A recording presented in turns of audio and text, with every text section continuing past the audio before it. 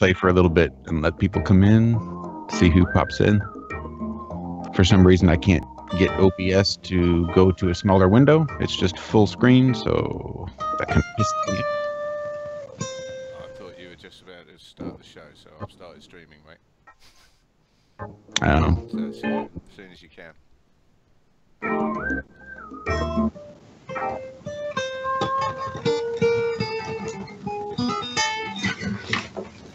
Off with that. Well, carry on. Oh, that's going out over my stream. No.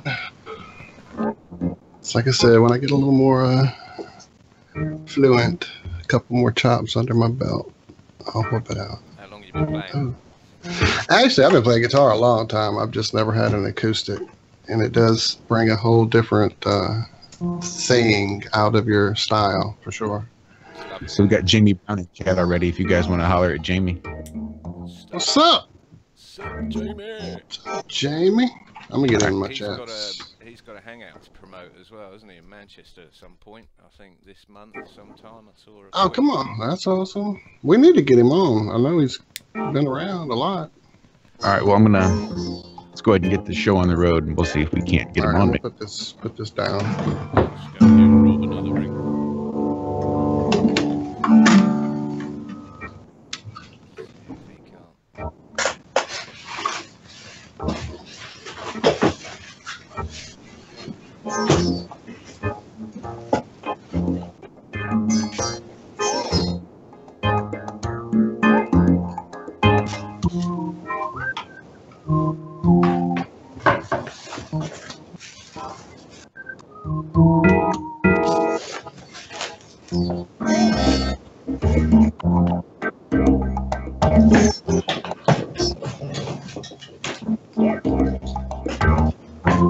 You guys about ready?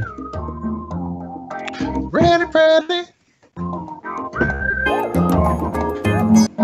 Jamie said no.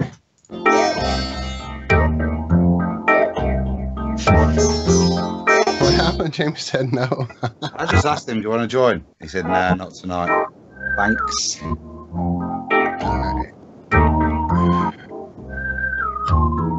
TGIF, ladies and gentlemen. Thank God it's Friday, and thank God it is flat. My name is Josh. You're listening to IronRealmMedia's Flat Earth Friday FRINGE-CAST. Today is January 5th, 2018. Well, we've got a nice, quiet show planned for you guys tonight. Nothing big going on at all. Limited crew. We've got Walter, John, and Adam with us this evening. Gentlemen, how are you doing? Very good, thanks. Shall we all talk at once? Right. I wasn't gonna. No, I was hoping we would all just to jump in. That would have been awesome. Definitely silence would have worked. So yeah. How are you gentlemen across the pond? I think it's been quite a busy week this week. Not that quiet. I think we've got a few topics tonight, haven't we, to cover? Oh yeah. We've got one of them, haven't we, in the chat. So Jamie, that's why I was going to invite you on, fella. We just wanted to have a chat about your show this week and a little bit of what I heard tonight. It would have been great. It was just one of the things I was going to mention, but Do we have if you're not available, it's a shame. details? Yeah, he says he's busy. I think he's probably got another show to do as well himself, hasn't he? But we should get him on sometime because, yeah, it was a couple of bits on his show of interest this week. Yeah. Well, you tell us then. Well, the bit for me this week of interest was I actually bothered to wait to see Jamie's show and see that the organizer of the UK convention was going on, and it was quite an indictment of us all again as a community. I thought this week it was a guy came on, and I thought he took a bit of a savage in, and people took it as an opportunity to air their opinion about him and what they thought his motives were, as opposed to the bloke just coming on to do what he wanted to do, which was to air what I didn't have an issue with. Was a little shocked at the way I thought he was treated. until a certain super Welshman came to the rescue and brought a bit of sense to it. And I thought it was quite a microcosm of the community we're living in at the moment. There's so many extremes, and luckily there are a couple of sensible voices out there that maybe a lot of the people that are very keen to speak and judge should maybe listen to first. Okay. So that I thought was a good, yeah. So did anyone have any legitimate questions for him? Anyone have any sort of legitimate concerns? I didn't hear it, unfortunately, but I'll go and listen to it later. Take that as a no, then. It wasn't the sort of questioning that I'd have been asking, and I think it was a shame that Martin didn't arrive until after he left, because I think that sort of questioning probably would have been more relevant to the people that are thinking about joining. And as Martin said, I don't give a stuff whether he is this, that, or the other. The guy's putting on an event for us to be able to meet, and that's the opportunity for me, not who's organising it and what their motives are. He's still laid out a load of cash, whether the US government's giving it him or not. I don't care. Do you know what I mean? There's an opportunity there for people in the UK to meet up, and that's my intention. So you're going, aren't you?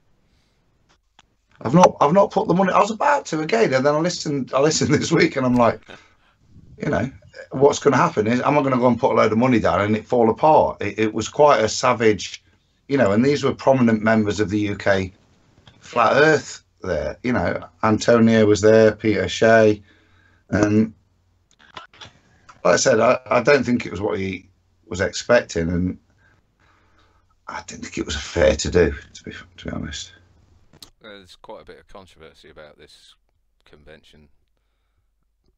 Not entirely sure why. A lot of people think the guy running it is undercover police, I think. I don't know. It just seems like a lot of hostility. If you don't like it, don't go. Don't buy a ticket, don't go, and don't talk about it. And if you do want to go, then go. As far as I can see, I don't see the point. But I haven't listened to it, so I'm not talking from a position of knowledge. So I'll leave that to you, Adam. Well, quick question for the chat actually is, I think Jamie's still in there. Are you going, Jamie? I didn't know whether. That's one thing I didn't hear, whether you intend to go, not go, change your mind. I'll wait for that. Ask him when his Manchester meetup is as well. I saw him put a video out right today. That was, yeah. Let's try and do something positive for him.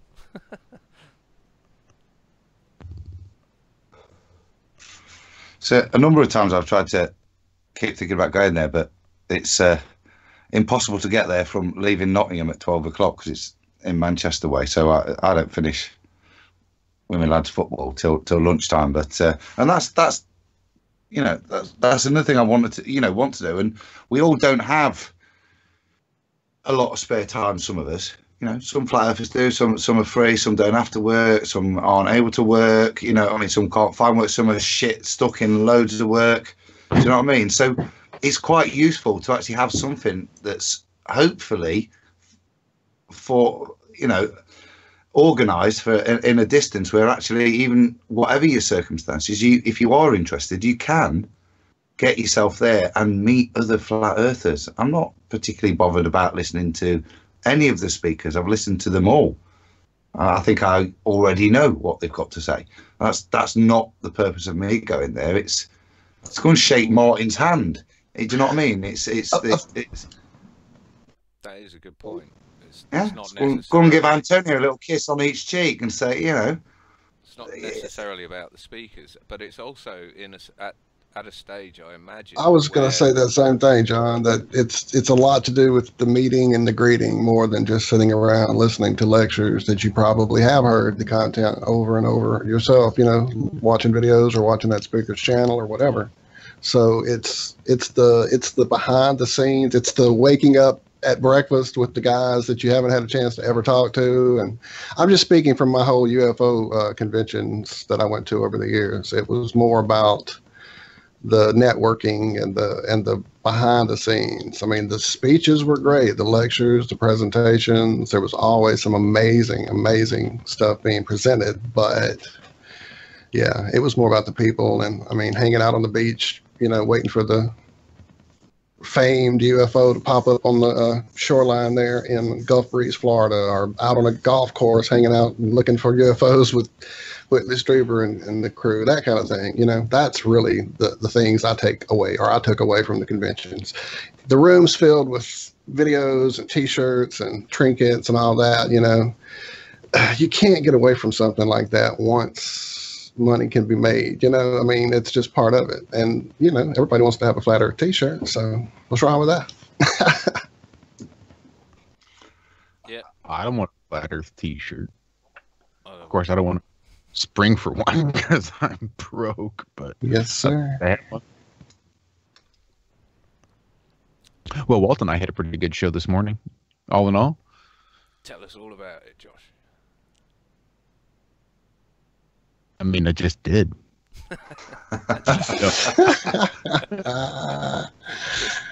Yes. Real laid back. It's hard when you're up at 3 o'clock in the morning to really get your brain juices flowing by 4. Just no matter how much coffee you mainline. But we had Aaron Pre-Shot come on for a little bit, give us a little cryptocurrency iron coin update. Yes, sir. Still lots of cool stuff going on there. I think cryptocurrency, as much as everybody's been hearing about it, I think we're still in the infancy stages. He says that it's still early. There's still plenty of time to get on board before you've missed the bus.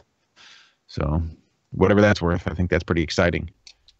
Seeing how bus money stolen. You got your bus money stolen? The bullies took my bus money. Got none. I'll have to walk all the way. There you go.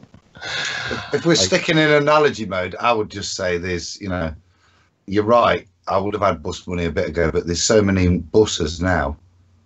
I won't know which bus to get.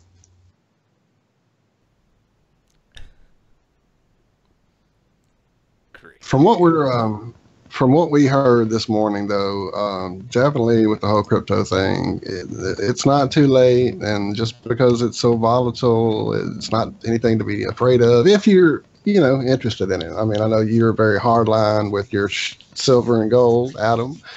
And hey, I'm all about that too. But I'm very intrigued, and I'm playing around. I'm in the iron revolution. I think that's the point, mate. It's playing around. If you've got the capital to play around, then do it. But if you want any solid advice, I'd refer you to what I would suggest: put your money in. If you're gonna put your money in anything, I certainly wouldn't leave it in a bank. You only see it depreciate in real worth if you do that. But your point, if you've got stuff to play with and you are going to invest in other share options, whether that's the bank doing it on your behalf or whatever, then I wouldn't have the objection that you're probably hearing from me in terms of you using it as a speculative investment. I don't think that's a problem, but I think that's the category that all of these cryptocurrencies sit in. They're speculative investments. The bit I heard this morning was a bit of sense from Aaron, and in terms of people investing, was if you're going to do it, don't stick your money in a Bitcoin. Stick some money you can afford to lose in one of the low value ones, or when Bitcoins hit a trough, a serious trough. Do it at sensible points. Don't think you can just buy a bit of crypto and it'll mean it. The only way I would do it is, if I had some money to play with it, it would have to be the way I used to do it, which was day trading, literally doing it all day, every day. So you could be buying in the morning, selling in the afternoon, or that sort of stuff. I feel that's probably what our buddy Tom does. Is he must play with it all day long. I think that's the way you can ride the ladders and snakes, and it's and you can bail out if things start to, you can put your own parameters in there that will automatically, because I've gone to lunch and come back $8 grand down, and it's like, bloody hell.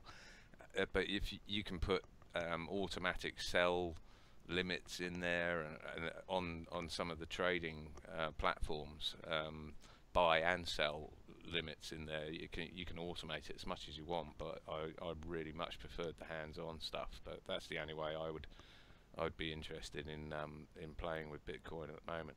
I'm not sure it's something, or well, then again, is it something you just bung 200 quid in and we might leave be it? going. We might be having some trouble, gentlemen. It looks like with our feed, if I'm not mistaken. Well, I saw Josh wave just before his camera. Oh, I went, didn't but see. I don't have the camera up. Yeah, offline. Is he, No, it's back. We're back We're live. back. It's just We're back. Yeah, everything's being goofy on me. Like I said, it's just taking a long time for my computer to respond. So whatever that's worth. So what's the update on your server? When's that happening? Sitting right here next to me. Yeah. It's got a nice new layer of American dust on it now. There it is. Have you managed to fire it Truly. up? Or? No, well, I've fired it up just long enough for it to make a loud screeching alarm noise in my ear. So there's something unplugged or misplugged somewhere. By the plug, is there a switch that turns it from 240 volt UK to 110 volt American? Because that I don't would think so. probably I think give you it's a hell all of a done. buzz. Because you know we've That's got just- different voltage from the UK to US. Yeah, I think that's got to do with the cords that you use and the outlet into which you plug. Yeah. Yours did it all right, Walt, didn't it? Yeah, mine was fine. I was going to say that very thing. The one that I got that was UK based, I didn't have any trouble. It came with the correct plug and went right in the wall. I was concerned when I knew that might be an issue, but it's Maybe been working fine. I'm talking to you on it now. They must be smart then these days, because I'm looking at my dad's his Technics turntable, and on the back of it, it's got a little switch that changes it from US to UK. Yeah, it's probably there on the board somewhere inside, letting it know, hey, switch over or whatever. So, knock on wood. Did I hear a little Aussie twang there? Was that a ee? Are you there, Rob? Yeah, it's me. Hello. It is him. It is him. Yeah, I was caught up watching Liverpool beating Everton this morning. What was the final score? 2-1. Late goal. Yeah? Late goal to that guy we just bought for £70 million. Virgil van Dijk. Yep. Oh. Yes. Yeah. John, you want to talk about it a little bit longer or what? I think John's caught it. He's a toffee. He's a toffee, isn't he? Clearly. Sorry, I always mute you for at least 5 minutes when you first come on. So get it over with, and I'll be back. well, let's do the cricket. Let's do the cricket, and then we're good. Yep, So. Yep. Yeah, well, what do you reckon? The Draw? cricket is evenly poised, isn't it? Evenly poised at the moment. Now we'll beat you. We'll beat you. Mate, I stayed up. I got all excited, and I couldn't sleep. I couldn't sleep, and I stayed up. And when little Forest fan Stuart Broad took you at 1 for 1, I was thinking, well, we might have a game on of something. But then, I went to bed shortly afterwards. I thought that settled down. Cricket? I thought that finished last week. Oh, that was just a 4 for 5. Oh, Yeah. Gibberish, a lot of it. There's five 5-day games. So you all were right? pissy and in your face and waving your balls in our face because of one fucking match. Is that right? They've caned us, John, unfortunately. All right, I'll mute again. Sorry. All right. Yeah, so I'm predicting draw again, Rob. I'm predicting draw. No, we'll win.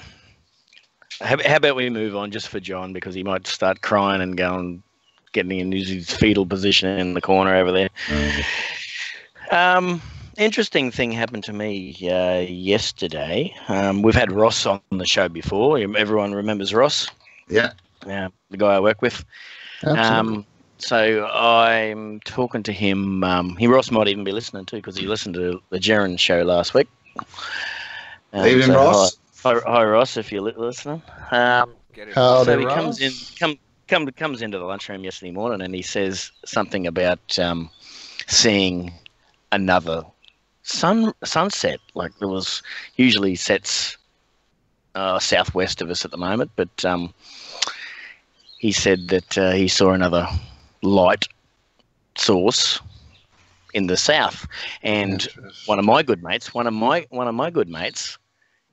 and not a conspiracy guy, not a flat earther, another who just bags us out all the time, said, "Yeah, I saw that too. The sun usually sets off to this part of his house, and when he's standing in his bathroom, that's to the south." He said it looked exactly like a sunset, exactly like one. He took a photo, and the photo looked exactly like a sunset. He said that's not where it normally goes down. He said there was two. Yep. Are you teasing us there, Robin? You've not got the photo, have you? It was too far apart to show both. Right? You should have seen how bad his photo was. It was absolutely terrible. I said, "You're kidding me." I said, "That's what." It's a good job you went out and spent hundreds of dollars on a really good camera. So I can't wait for the footage. I didn't see it. I didn't see it. All right. I didn't see it. But it's coming from a person. This time next year, I'm going to be in Australia, so I'm going to look for myself.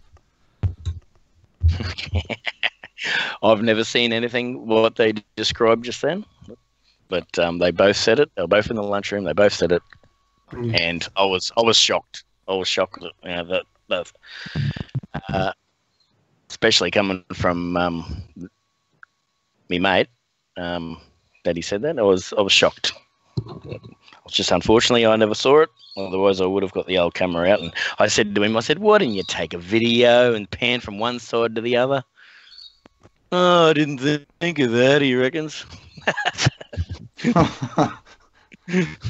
So yeah. Breezing So I will be through life, isn't it? All Yeah. the things we've seen, and we don't record them. We don't even register them. Yeah. Right. Don't even record them with your memory. So I've seen a couple of videos of second suns around, and I don't even watch it at all, because I just if you don't see it yourself, you don't believe it. But coming from a guy that is completely against anything that I look at, and for him to say that is very, very interesting. Yeah. You gotta get some. There must be more pictures than that, mate. I read about it as well, so there must be some. You got to get us some evidence for next week. I'm trying to find something now just to see if I can find anything, and everything I'm pulling up is from months and years and stuff ago. I'm not seeing anything over the last day or so far. Well, Ross said to me that he took a video of it, and then he's looking through his phone trying to work out how to watch it. Now that's how much of a retard bloody Ross is. Join the club, can't he? You deserve that. You deserve that. I was sitting there waiting for him to bring the video up, and he couldn't do it, so I just left. Ross, if you're listening, get a bit tech savvy, would you? 4 months ago. Yeah. At least in the chat, Ross, you can tell Rob to rack off, mate. Come on.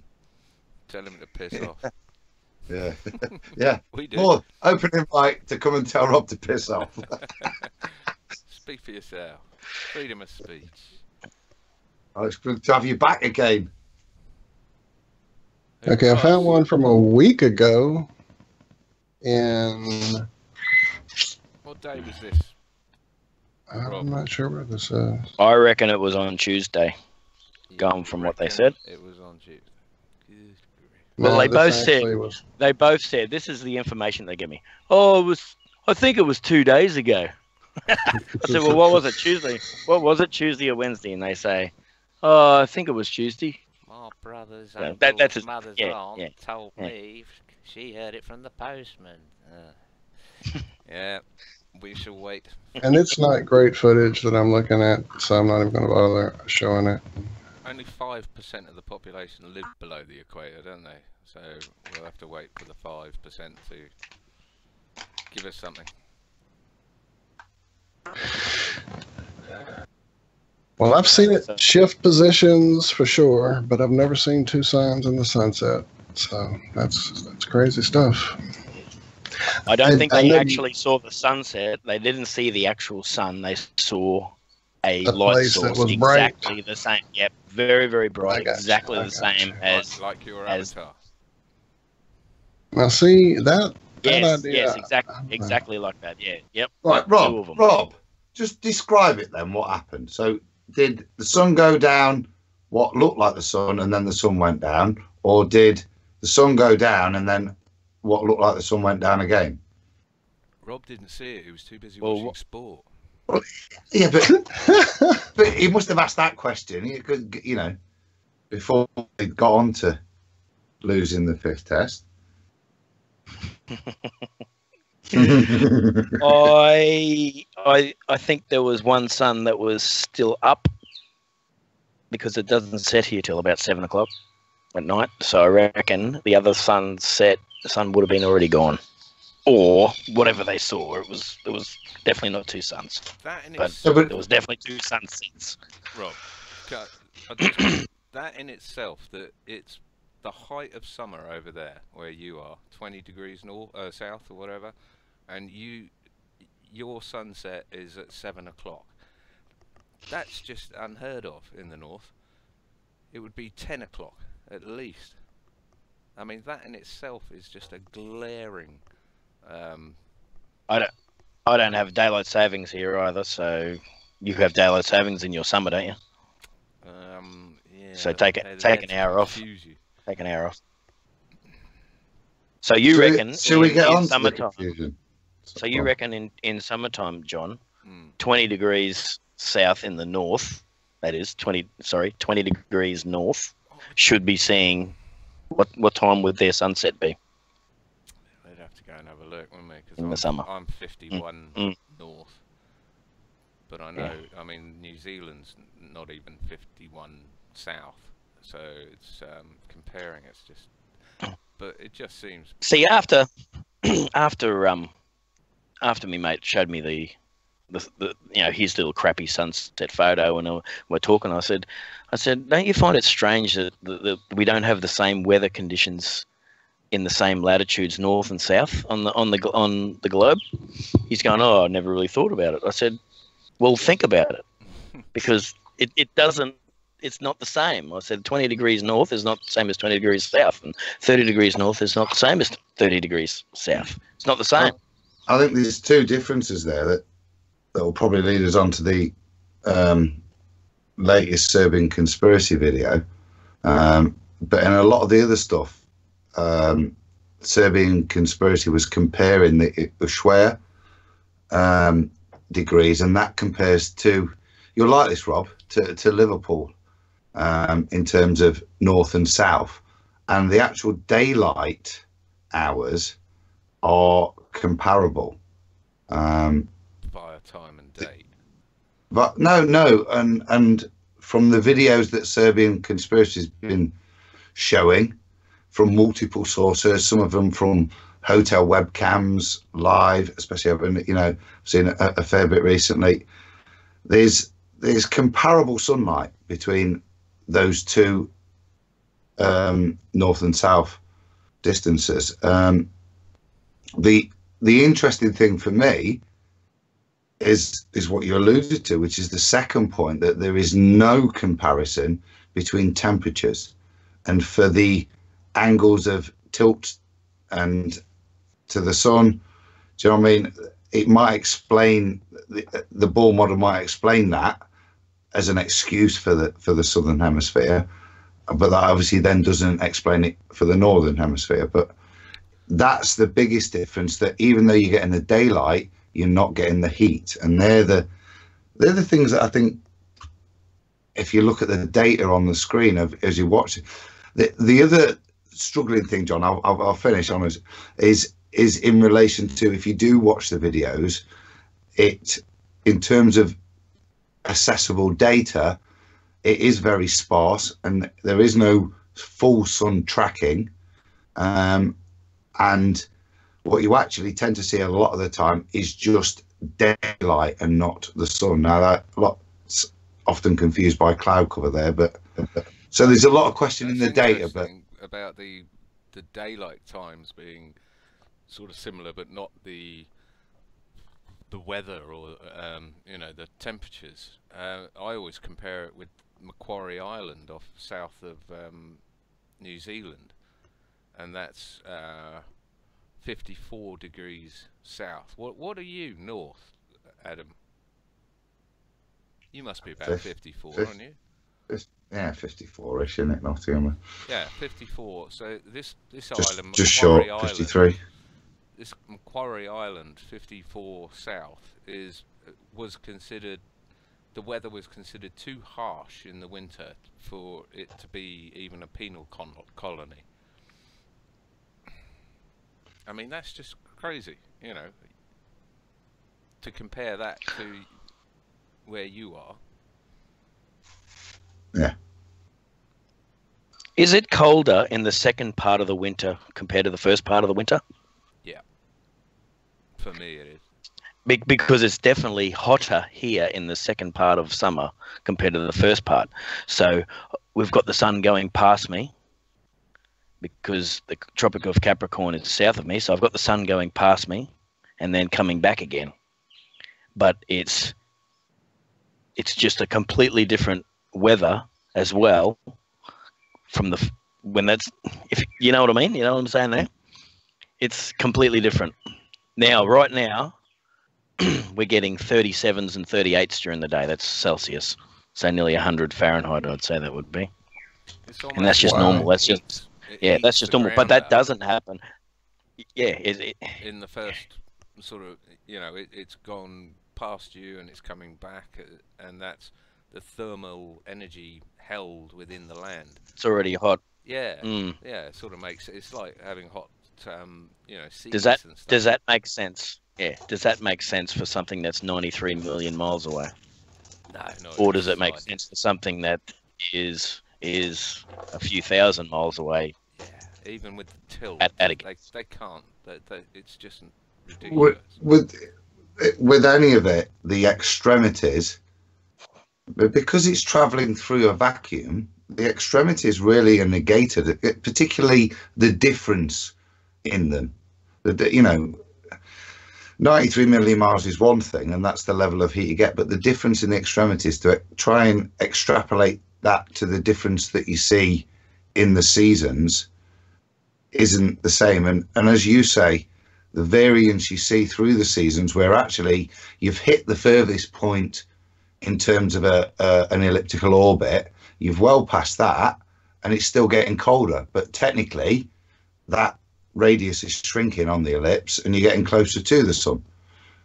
Yet it's still getting colder. So there's that variance of the thermodynamics that the ballers would postulate gives the seasons, where there's that glaring, and that's the difference. It is you know, it's colder actually, but you've got a bit nearer, which makes no real sense. The entire thing just doesn't make sense. I mean, the ball tilt of, what is it, 23 and some change degrees, it equates to a tilt on the land. It equates to about 3,000 miles difference, and that's meant to cause the difference between the ice of the North Pole and the ice of the South.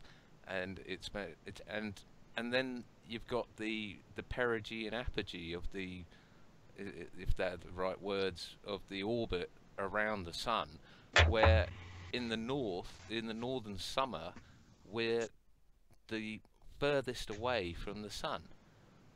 Aphelion and perihelion. Yeah, by something like 5 million miles further away from the sun in the height of our summer in the north. I mean, and right now, while I'm sitting here with freezing pipes turning my town into a third world country, we're 3 million miles closer to the sun. But that magic tilt, 23.4. That little 3. Has that ever happened before? Has that ever happened before?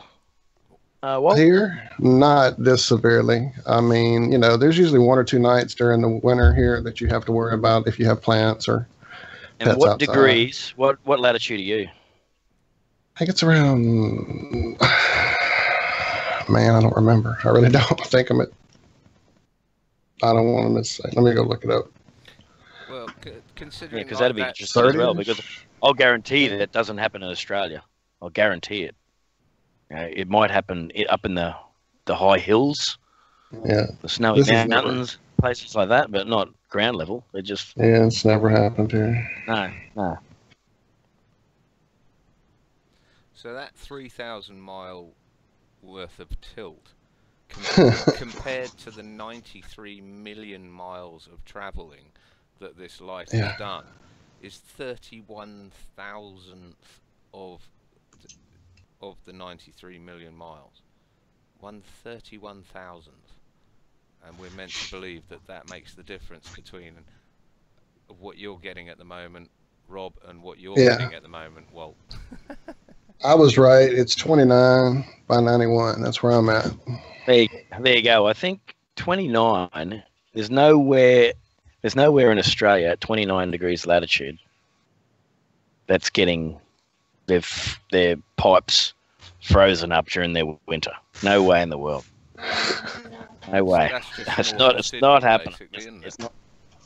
That's like It's not happening. Newcastle or something. It's just Unless it's up in the snowy mountains. Well, since this whole thing has gotten so insane with the winter being so severe, started having all these people. I was talking about that on one of my Twitter debates, the closeness that we are right now to the sun. And what does that, how does that make sense? Oh, well, it's not convection heat. It's not like a fire. And I'm like, oh, so it's magic. Is it gravity makes it travel through that vacuum with no medium to convect it or to transfer it in any way?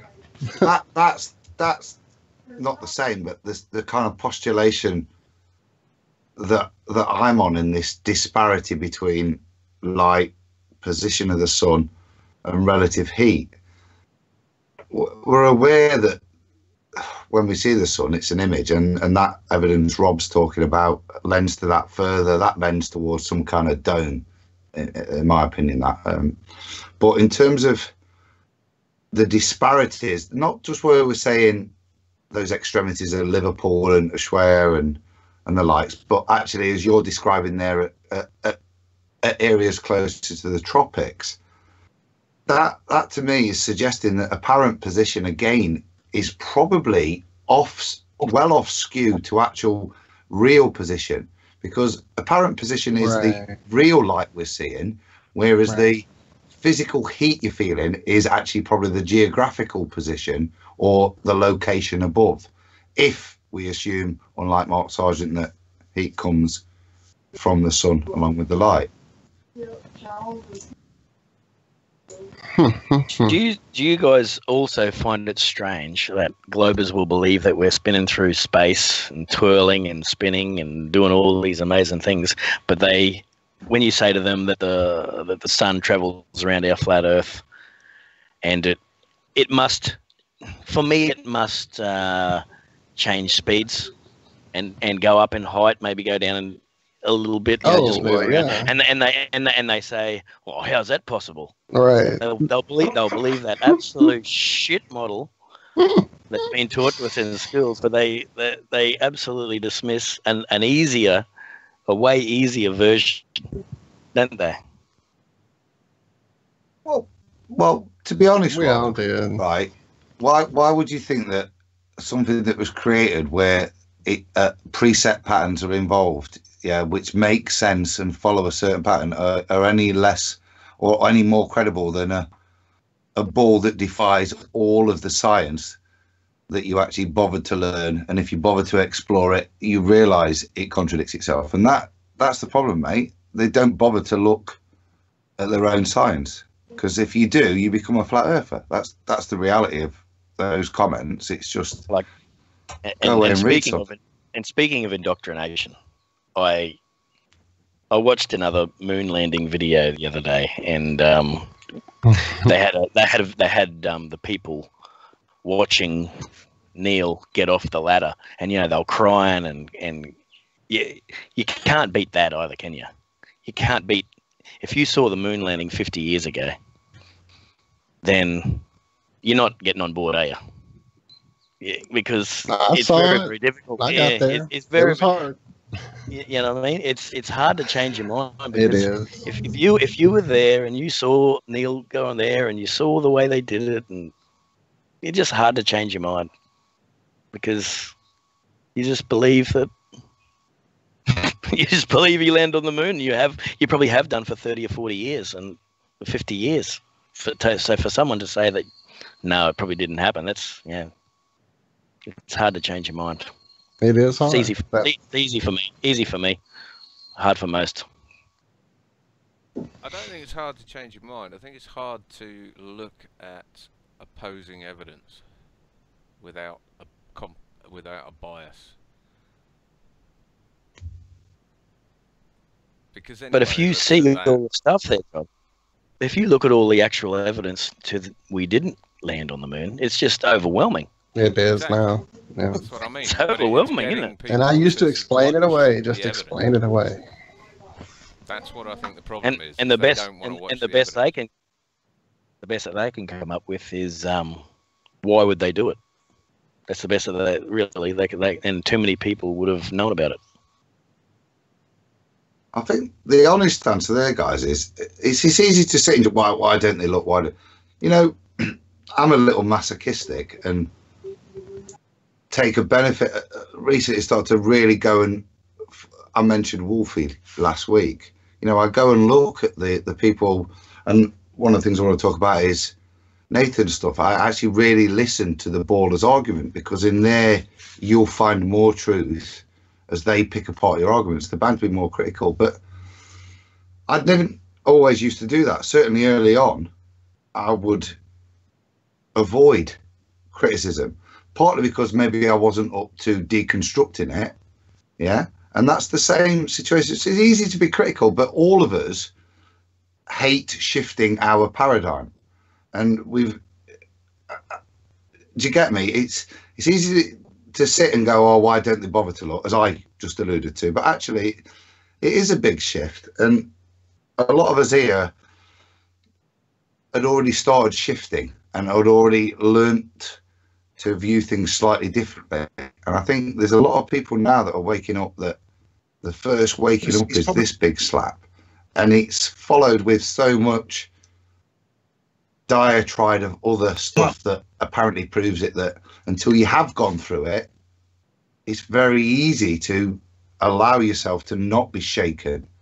And it does take a strength and a will to wake up to continue through that when you do come across stuff, especially like if it's stuff you don't understand scientifically. It's easy for people to take apart stuff you understand, but it's a lot harder to take apart stuff you don't.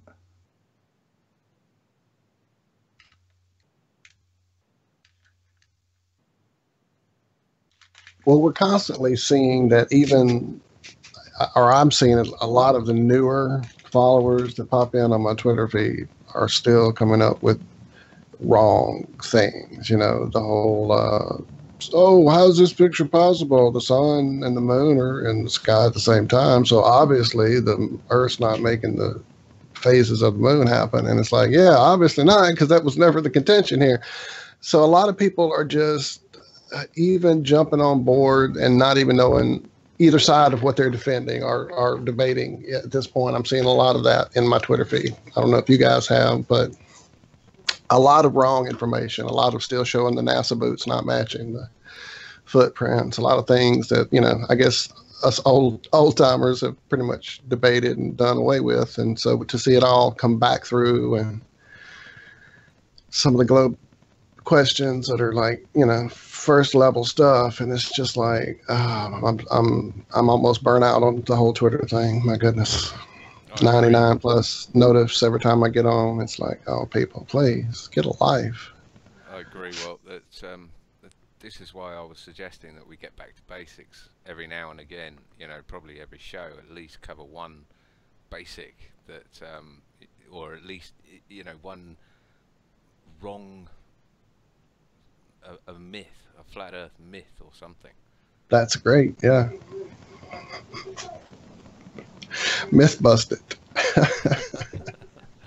Well, it's obviously necessary, you know, because I mean, yeah, we've been in this for nearly 3 years, or more than 3 years, some of us, and it is easy to lose sight of the obvious, in-your-face arguments and proofs that we came across, and I mean, when this first started, these proofs were coming out every single week. So you'd get a proof like Mickelson-Morley or something, and then it would be next week it would be Sagnac proof, and then gyroscopes, and then this, that, and the other. I mean, it probably would pay for us to go back and Yes. revisit. Well, I'll tell you one, John. I'll tell you one was this morning I was just mucking around while I was watching Liverpool beat Everton 2-1. Van Dijk scored in the last 2 minutes or 5 minutes or something to win the game, just on that one. But someone tweeted about compasses and how does a compass work on a flat Earth, and I'd forgotten. We've already on a globe Earth, I should say, but we've already covered all that. And you go, yeah. Well, how does the compass?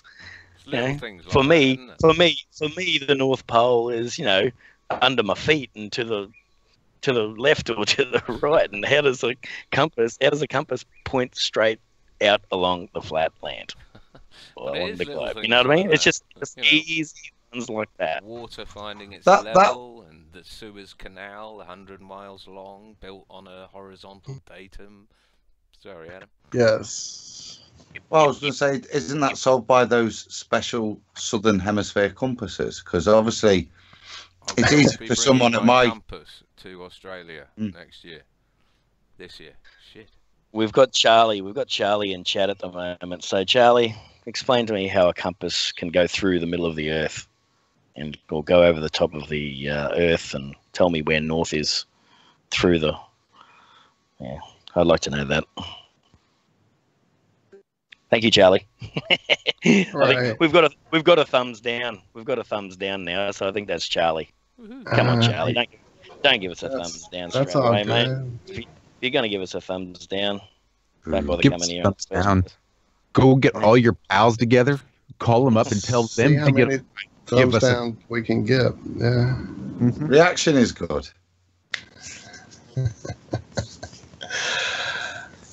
Well, it certainly is good to have the debate going on in chat, and we always welcome a different point of view, because that's how we got here, is looking at things with a different point of view. Charlie knows the Candy's Earth is doing a good job. spherical. These are, I've got a question for Charlie. Charlie, if you know the Earth's spherical, are you some kind of ball evangelist that you need to convert me then, or what? Dude, go and enjoy your Friday night and talk ball. Go talk ball. We're talking. Apparently, Area 51 scientist is the one who thumbed us down. So thank you, Area 51 scientist. Sorry, Charlie. Sorry, Charlie. We spoke bad about it. That was an assumption. And you know what Charlie's not you done assume, it yet. right? Good lad. Get it on, Charlie. Thumb it down. Yeah, I'll get on it now. So I guess Area 51 scientist, you're an avid alien type cat. Is that your thing? Is that your area of expertise? I'm assuming, again, I need to stop that. I know what that does to me and to you. I'm not sure what Charlie doesn't understand about the question. How does a compass point? Well, if I've got a compass here, it's pointing out into space, isn't it? It's not pointing to the North Pole. Charlie doesn't understand a compass and a magnetic field, does he, in terms of what it does on the pole? It always lines up to the local magnetic field. Oh, so of course, our Magnet Island there in your area, right, Rob? No. Yeah, magnetic island. Oh, that's it. Apparently, Captain Cook. Captain Cook got that stuff. Yeah, he sailed past here.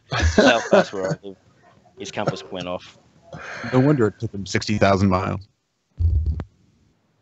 Yeah. Someone, welcome, Vagabond. Glad to see you here. Oh, and Jamie Brown said that once he got 470 dislikes at one time. So that's awesome, Jamie. Is that Alba's in the chat. Evening, Alba. Alba, welcome. Well, you can tell we're all paying attention to the chat suddenly. Nice.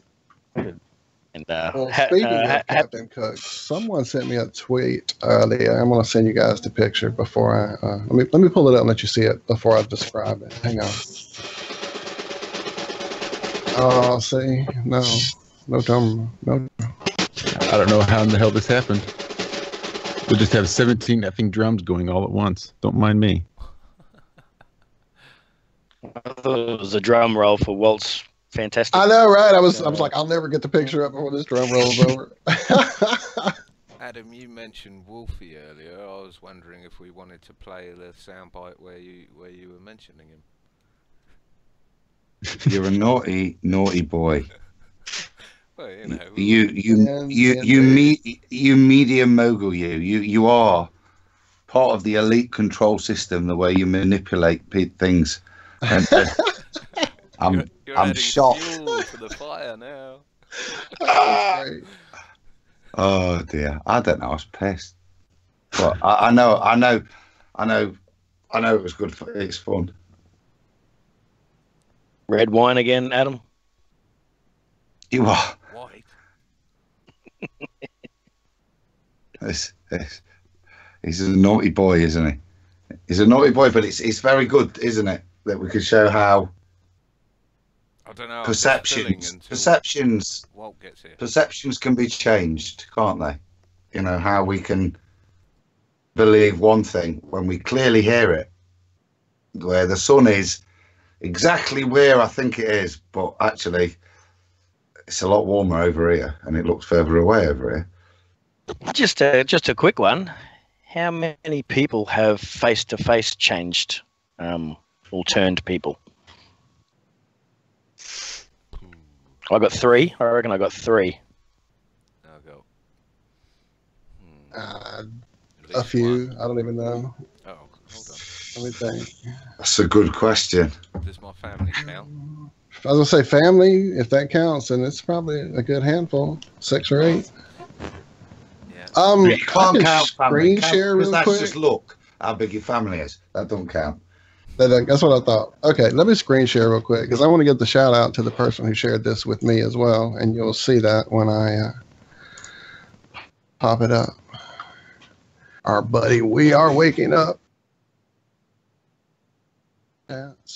So here's Captain Cook's voyage as presented on a flat map, and then here are all other interesting little shapes that seem to coincide. Now I can't get the pictures to pop up. I must be overloading my computer. But you guys are all familiar with these. This is Antarctica. This is the shape of Earth Pond. Look, there it goes. I'm going offline. Did I lose you guys? Because my computer just went black. No, we can see it. Oh, you're still seeing it? See, I have a black screen, so I have gone black now. It's gone. Yeah, so I'm going to send this over to you, Josh, and let you share it. But you guys are all familiar with those shapes. The Zimbabwe one was quite an interesting little. I think it's coming my way now because now my stuff's going goofy. Yeah. All right, everybody. If I go offline, I swear I'll be right back. Why don't I share it then? All right, I'll send you the link, and I'll put it in the Twitter room. Hang on. Because I've got all green lights tonight for the first time ever. Don't know what's going on there. Don't jinx it. And I might just say, thank God it's flat and Saturday morning to all of our 40 in the chat at the moment, or 40 in watching, so it's good. Getting more and more people out there watching, so it's good. That is good. And That's it's awesome. Saturday. Get that through to you, Saturday. Time traveling bogan. TGISTU, Rob. All right, I just put it in the chat. I don't know if it's going to work in there. And now I'm going to send it to you, John, on Twitter.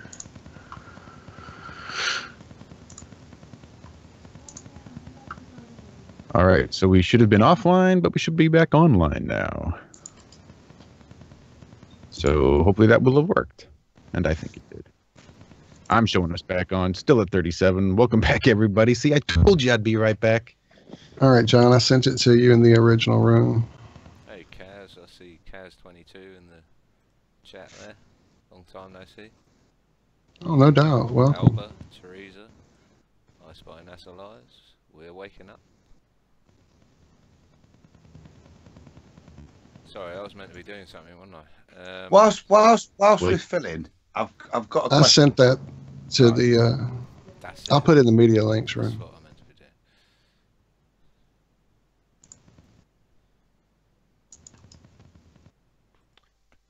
I think I'm getting a set, so that as long as somebody can screen share it, I can share it with everybody on YouTube. Since All right, probably it's in the media links room, John. people Okay. talking. Thanks. Gotcha. While you're gingering about, can you hear me, boys? I So can hear. a little question for the chat and that, and you were alluding to earlier about old stuff that we look at, and there was something that popped in my head about the Aristophanes and the sun and the sticks and that, and you know, it's an argument you can justify from both sides, and I just wanted to know, does anybody know how they did it in the chat? Probably to Charlie. Actually, how did they do it? How did they calculate the relative time between the two cities to do the experiment? Because that to me seems a much bigger experiment to be able to travel across land with a relative time to be able to perform the experiment than it does to actually do the experiment. So that's just a question for the chat. I'll leave it with you. I've got a lot more detail I'd like to add to that, but That link's not working, by the way, Walt. You need to... There's something wrong with that link. I mean, it starts off HTTP. Oh, I know what I did. But I did I'll take get the it to you. HT off it. Yeah, just Hang on. there's another link on that one. Sorry, Adam. no, that was it. It's just a question of how in ancient times did they travel with relative time. Right. That one should work. Yeah, it popped Okay. up. Put the yeah. Right, so you want me to share? Each of those pictures just to show the similarity and how crazy that is. That Okay, let me... the root and the Earth Pond 1 and Zimbabwe apparently. I wonder where Nukuleku is today. Uma. Oh,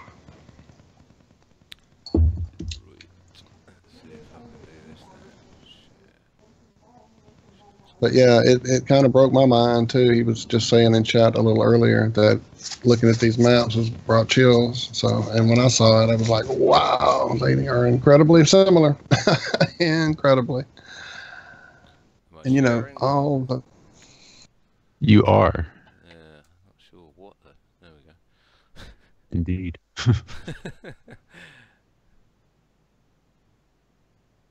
You want to read that? Can you see that? I think you should read it. You can see it best. Yeah. Okay, hold on. It says, look at these four pictures together.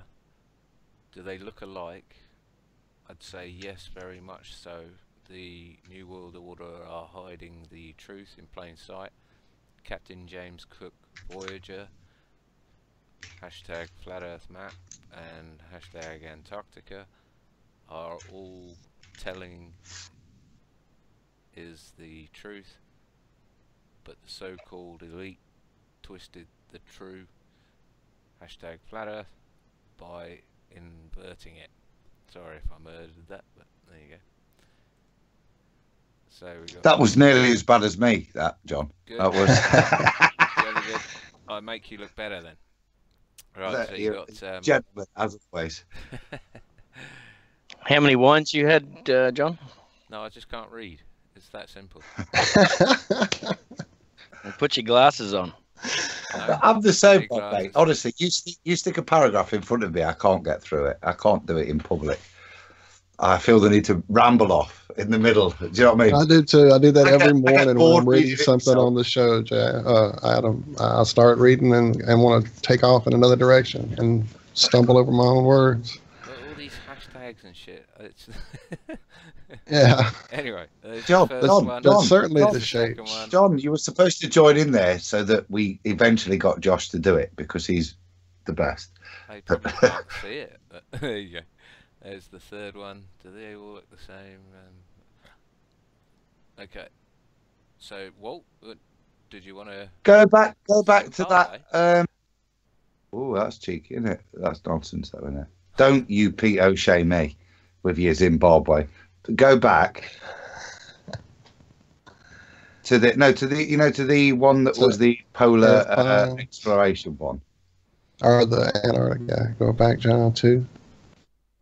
And well, you One can more. know that one. That's better. That one. And you can say what you want, can't you? And you can try and do that, but you can look at it and you can try and extrapolate how you want. But at the end of the day, you've got a pissed up sea captain, haven't you? And in terms of evidence, and I appreciate that it might mean something, but frankly, on its own, it's useless. For me, it's what we said earlier. It's about confirmation bias. We'll happily accept that sort of stuff and give it more validity than it deserves. It's interesting, but to me, it doesn't add anything one way or the other than, for me, what it shows. I jokingly said, he's drunk, but actually, what it shows to me is you can't navigate in the southern hemisphere. Is what it shows you. Yes, indeed. What year was So this? that's the inference I would draw from it. Do we know? That was his first voyage. I'm not sure anymore. I used to know all that stuff. I don't remember.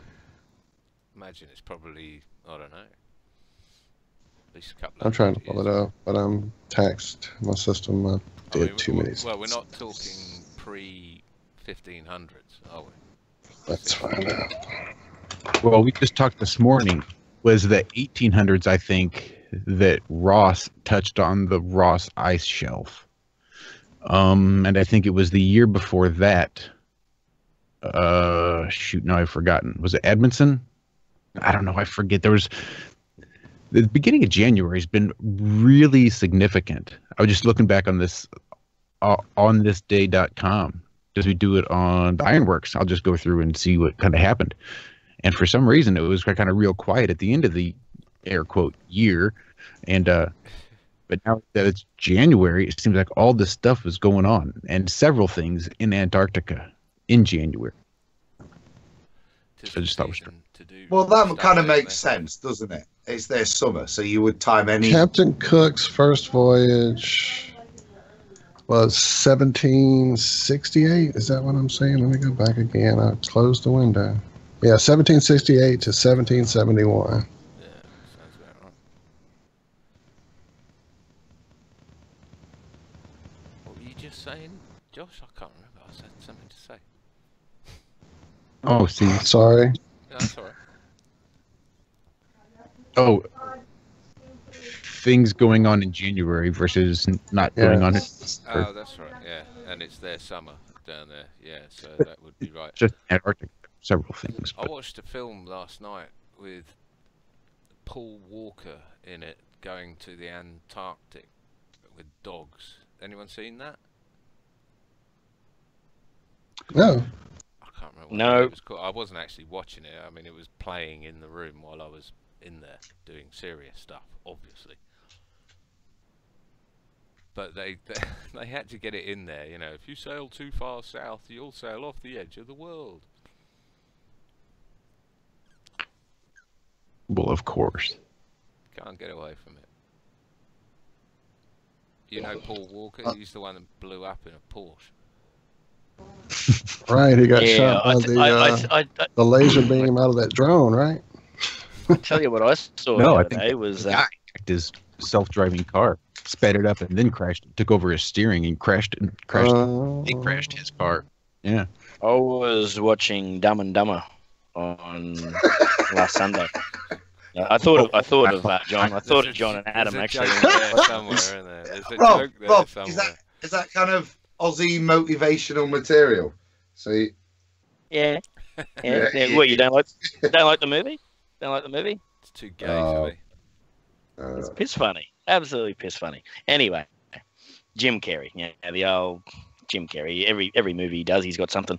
But he's walking out of a room, and there's a photo. Or sorry, there's a photo frame, and it's got a news headline: "Man walks on the moon." From obviously from the time of the movie is like 20 or 30 years, and he walks past it because he's dumb. He doesn't realize, and he goes, "No way," he reckons. And then he walks out. So he goes, "No way." And I thought that was good. Classic. Jim Carrey knows something. I worry for Jim Oh, Carrey. yeah. I do too. I was about to say he's in a place right now that's very, very interesting. I can't wait to see this Terrence McKenna movie that's coming that he's in. I think that has a lot to do with where he's at spiritually right now as well. Well, I just think something big's going to happen with Jim Carrey, or something spectacular, or Jim tragic. Carrey.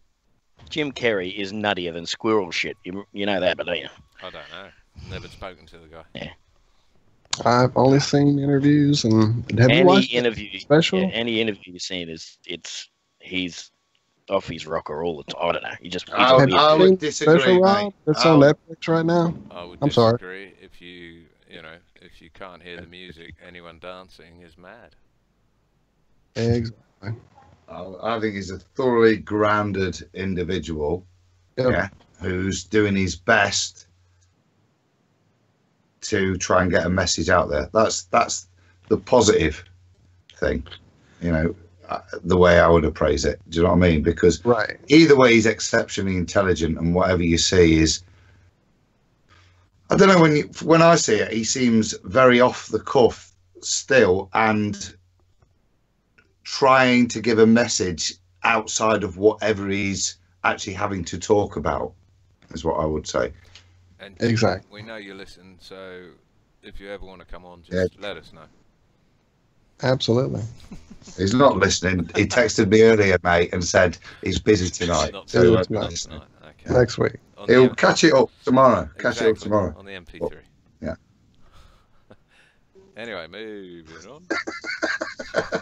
Well, like I said, I watched the special that's out about the Andy Kaufman movie. That is pretty, I don't know, it's interesting. I was a huge Kaufman fan, so that already was an interesting take for me, just that he was the one that did that movie. And then to find out that the level of method acting this guy went into, it's really scary. I mean, he became Andy Kaufman. He became the character. It was really fun to watch. But the spiritual aspect of it that he reveals in this whole thing, because you see what was going on back then, and then it's him sitting down talking about it today as well. If you haven't seen it, it might give you a little insight into where he's at right now with his saying of that Jim Carrey is actually another character that he created and has been living this whole time, and that we're all just characters that we all create. And it's interesting. It's definitely something I would check out if you haven't. Yeah, I've been watching quite a few videos of his over the last week or so. It's something he's becoming more and more profound, and I'm finding it quite interesting. Can I give Rob a kick? Rob, absolutely. There's a guy, Flat Earth Dave, says it does snow in Australia. My cousin used to live in Tasmania. Isn't that like saying? He said in the snowy mountains though, and my wife has been skiing in Australia as well. Yeah, there is. My point I was going to make: how far south is Tassie? Rob, was he dead? I know this for sure, that Tasmania is the land that's way down under, where the sky is always yellow, whether it's rain or shine, for whatever that's worth. Oh dear. Where's my guitar? Here, no, I've got this one for Candy right here. That's almost UT, mate. Right? Tasmania is south of Melbourne. as far as I know. That's what I'm asking. So I wasn't questioning whether it snowed in Tasmania. I'm saying how far south is Tasmania? And more importantly, I would say, what's its magnetic declination? How south is it? That would require research and belief. Interest. Yep. Have we lost him? I think we must have. Oh, no. Every time you think he's gone. Yeah, he starts shaking the bush. Shaking the bush, boss.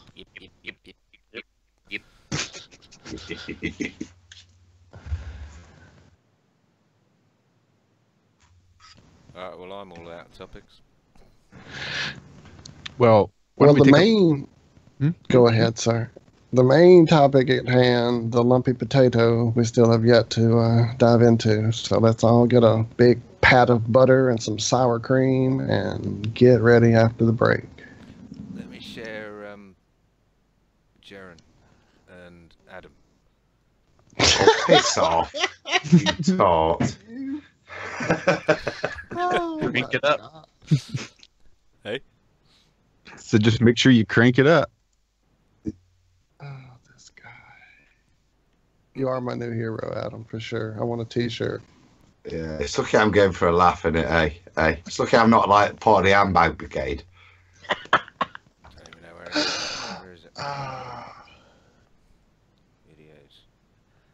Adam. I got it right here. Should I put a disclaimer in before? No, do it, John. Y'all are so Do bad. it. So Do it. bad. And Let's go to the break. You know y'all are bad, right? Bad schmad. Look, whatever. I'll play the. You're making me sound Jewish. What the hell are you doing there? You're making me sound. It's bad as schmad. We allude to it. Let's go to the break. And let's see what the chat says afterwards, and then you can play the bit. I'll play the shortest clip, and then when we come back, I'll play the longer in context clip. I've got the. Stop giving shit away. Let me be called the biggest dirty Let Josh talk. Jaren hater on the planet. I was just gonna say I've got the short clip queued up. If you want to, I'll play it, and you play the long when we get back. Okay. And then that sounds good. don't forget to Gives turn me a us bit of back time. on when we get back from the music break. Yeah, Josh. you'll do better to remind me a little bit closer. Okay. I'll forget in about 90 seconds. All right, So we'll write it after down. 180, it's useless. You allude to. I'm an analyst, for want of a better word, and I sit there and I take in what the stuff. That's why I'm not asked like shills like you. I see a shill, and We play. You want to catch that again? Oh my goodness. we allude to. I'm an analyst, for want of a better word, and I sit there and I take in what the stuff. That's why I'm not asked like shills like you. I see a shill. Intended and Well, there we go. I couldn't even say analyst. I know. I was thinking that was. I want that for my ringtone. Just saying that word over and over. And this was only 57 minutes into the broadcast, I do believe. Anyway, we'll see you after the break. 33 watching. Uh-oh, somebody call. I don't even know who to call. Glowbusters. Who you gonna call? They're my heroes. Right. Go to break. He's just letting us hang to the wind here. on the Ironworks. Josh, Corey, and I have chosen to look at life with no fear. No fear. All right. So I got the commercial playing. I know that guy. Oh, we knew. Well, Yeah. you're not Oh, on my God. stream, but beware, you're not on my stream. I was gonna say we're not clear for sure. Right, so I'm going to test this. Just make sure it does actually make it Amazing. sound. Cap Let me in just. truth, layers be peeled back to show the tender, juicy pink. Are we all just grist? sold against our will, or is that just how it feels? When you're filled to the rim with trivialities so fear-filled and grim, break clear of the fear right here. Tuesdays and Fridays at 2 a.m. on TFR. Josh and I and you will hammer out the impurities of technology-driven groupthink, fold in a dash of logic, and quench it all with a bit of absurdity. The Ironworks. Break clear of the fear. Shut up and sit down. Shut up. I just have some music queued up on my board to play. This is 2 minutes of intended in any way, actionable. but shit happens, and there's no well said. Well said. Now I'm on your. I'm on your. Intended. Right, did you hear that? Can you see that? What I heard happened? You heard it? I'm so confused. Yes, I see it. Oh, you're seeing it, eh? Cool. Okay. So Yes. That's queued up then, yeah? Yeah. That's All right. That's a 1:07 version. That I don't know if it does exonerate you, Adam. I can't remember where I cut it off, but it's a hook with a bit of bait on it, and it's got a link to the original 4-hour Jaren show underneath it. So hopefully that can Brilliant. point people in the right direction to go and listen to the whole thing, unless they're really strange and just go, no, I don't listen to things like that. Oh, shut up now. Oh, funny, isn't it? You're a bad man, Savage. Bad man. Bad man. Back on then. I like this talking in the break. They can't hear it, no? Nope. Allegedly. But they can. How on you my see, thing. they're the bits for the Christmas special next year, mate. That's the thing. They're going to be. It's... Yeah, beware.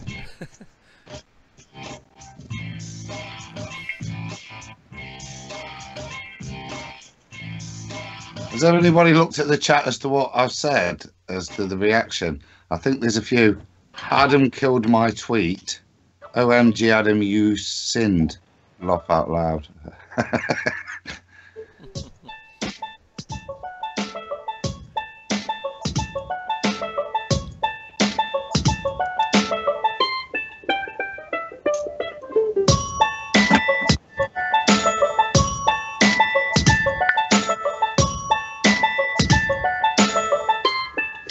All right, so I got about 3 minutes left of this music, so I'm gonna go take a leak. Yeah, that's a good plan.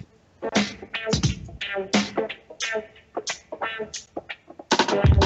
is a good plan.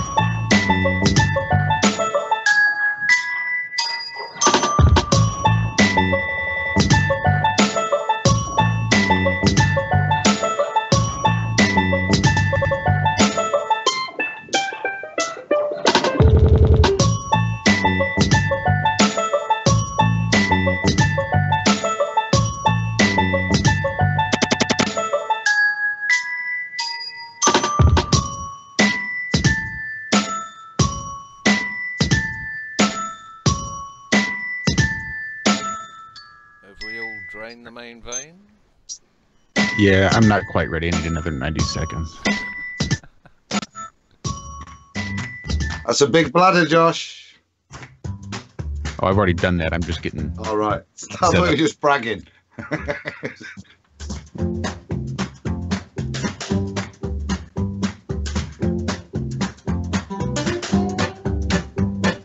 Loving the music, by the way. Oh, thanks.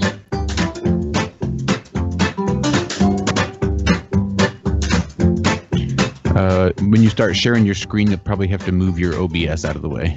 I can see it sitting in front of your screen. Me? Yeah. Yeah. I wasn't going to share. Hey. I mean, there's no visuals. I was only going to share sound. Oh, right on.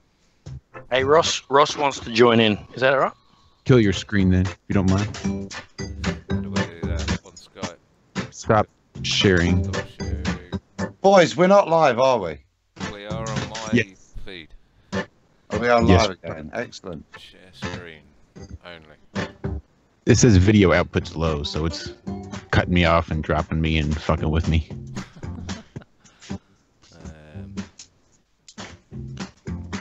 Is that working? You seeing that? Dodgy No, flat I earth. didn't want to share screen, did I? I just want to share Right, sound. or stop something. there. Yeah, you want to stop sharing and just share your sound. I don't think you can Hey. just share sound. Yeah. Yes. It's a whole separate setting. It says share screen and sounds, add people, audio, video, settings, and hold call. That's all I've got. I don't know. That's crazy. Well, welcome back to IronRealmMedia's Flat Earth Friday FRINGE-CAST, the behind-the-scenes edition, as we walk John through audio and video screen sharing on Skype. No, seriously. Apparently, I don't think it's my computer. It's got to be just something Google or YouTube is doing to me, but it's showing me my video output's low. It's just really effing with me. So I think that you people there in YouTube may be seeing some crazy stall spinny wheel stuff happening, because I don't know. OBS is green, but YouTube is showing me red. Yep, I got red. Red settings, because it's usually good. Can you hear this? But welcome back. Sorry, mate. I'm It says cutting you live off. stream There offline. we go. Offline. So you let me know when you're ready, mate. Before it crashes. I don't know what to tell you guys. Maybe you should refresh your screen, Adam. Try that. Refresh my screen. Are you? You're saying we are offline? Yeah, I said on my phone. Yeah. Yeah. Then I'd try refreshing. Did you say you're on a phone or you're offline? Well, I try and look at the chat on my phone because I'm trying to multitask. As you can see, as a man, I'm not very good at it. Maybe you should refresh your screen. See, now you're telling me twice. It's like being married, Josh. Well, just ignore me. There we go.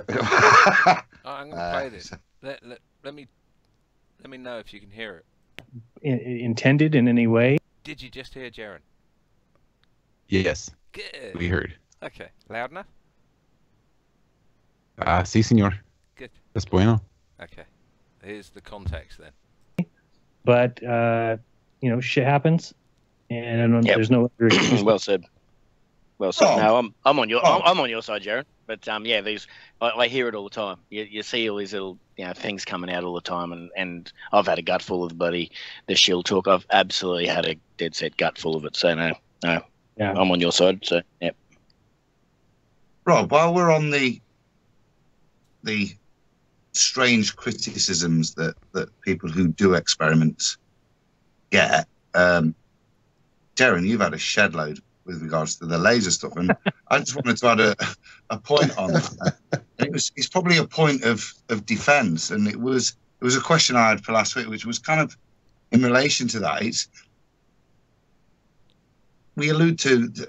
I'm an analyst, for want of a better word, and I sit there and I take in what the stuff. That's why I'm not asked like shills like you. I see a shill, and there might be a wolfie where his data is worth reviewing. intended in any way. Oh, sorry. There you go. Well, yeah, that's maybe not necessarily redemptive at all, is it? No, that's just Adam calling him a shill. Well, you'd have to go and listen to the entire 4-hour podcast. So do that. Over Go at listen to it. IronRealmMedia YouTube channel.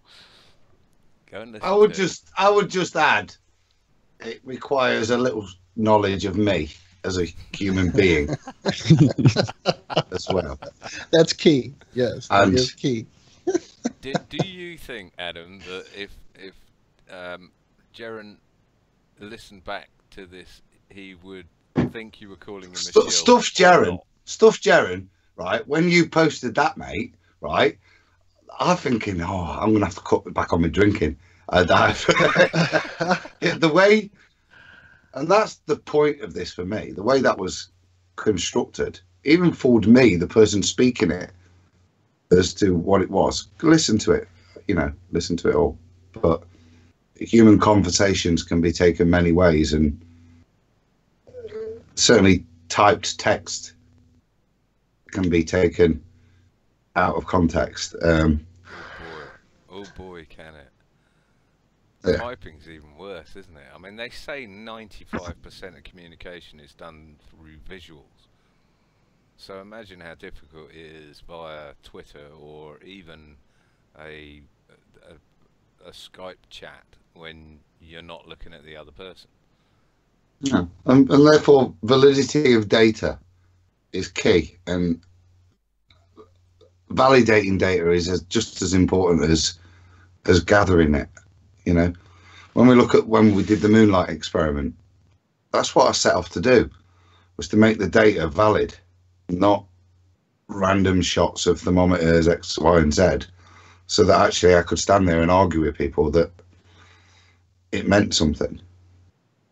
And snapshots and sound bites don't mean anything, do they? No. Analysis. Hilarious.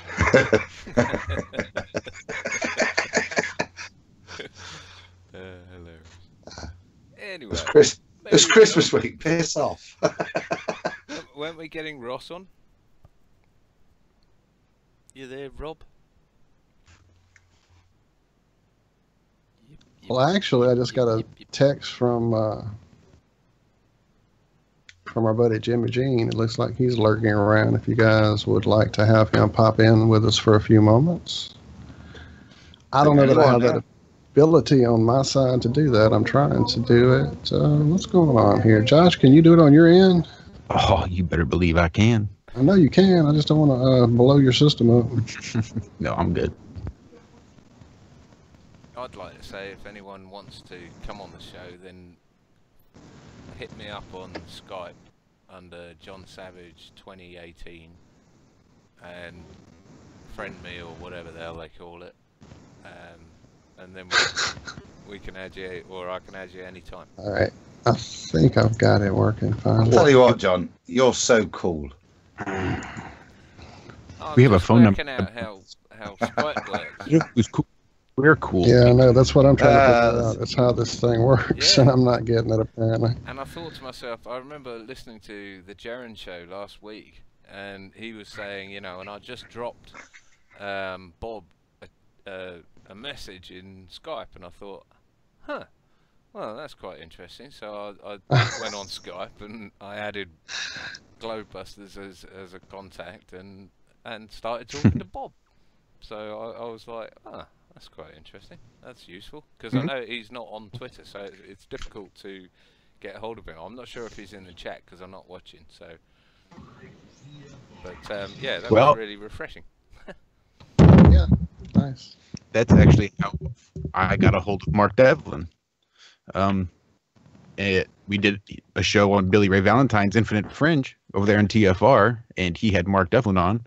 So he just happened to be in our little show chat right there. So as soon as we went off air, I just added him as a contact and started chit-chatting. Nice. That So was it's 6 just weeks. me that gets ignored then, is it? It's just me. Yes, I did the just- same. I've got on my screen live as we're in Skype chat, Nathan Oakley, who I've made repeated attempts to talk to. I sent him another message this week because I'm loving the stuff he's doing. And I'd love to just maybe get a bit of comment. And people just ignore me. Where's that little violin Nothing. soundbite? I'm looking for mine here. Not somewhere. even a piss off me. Who cope with that?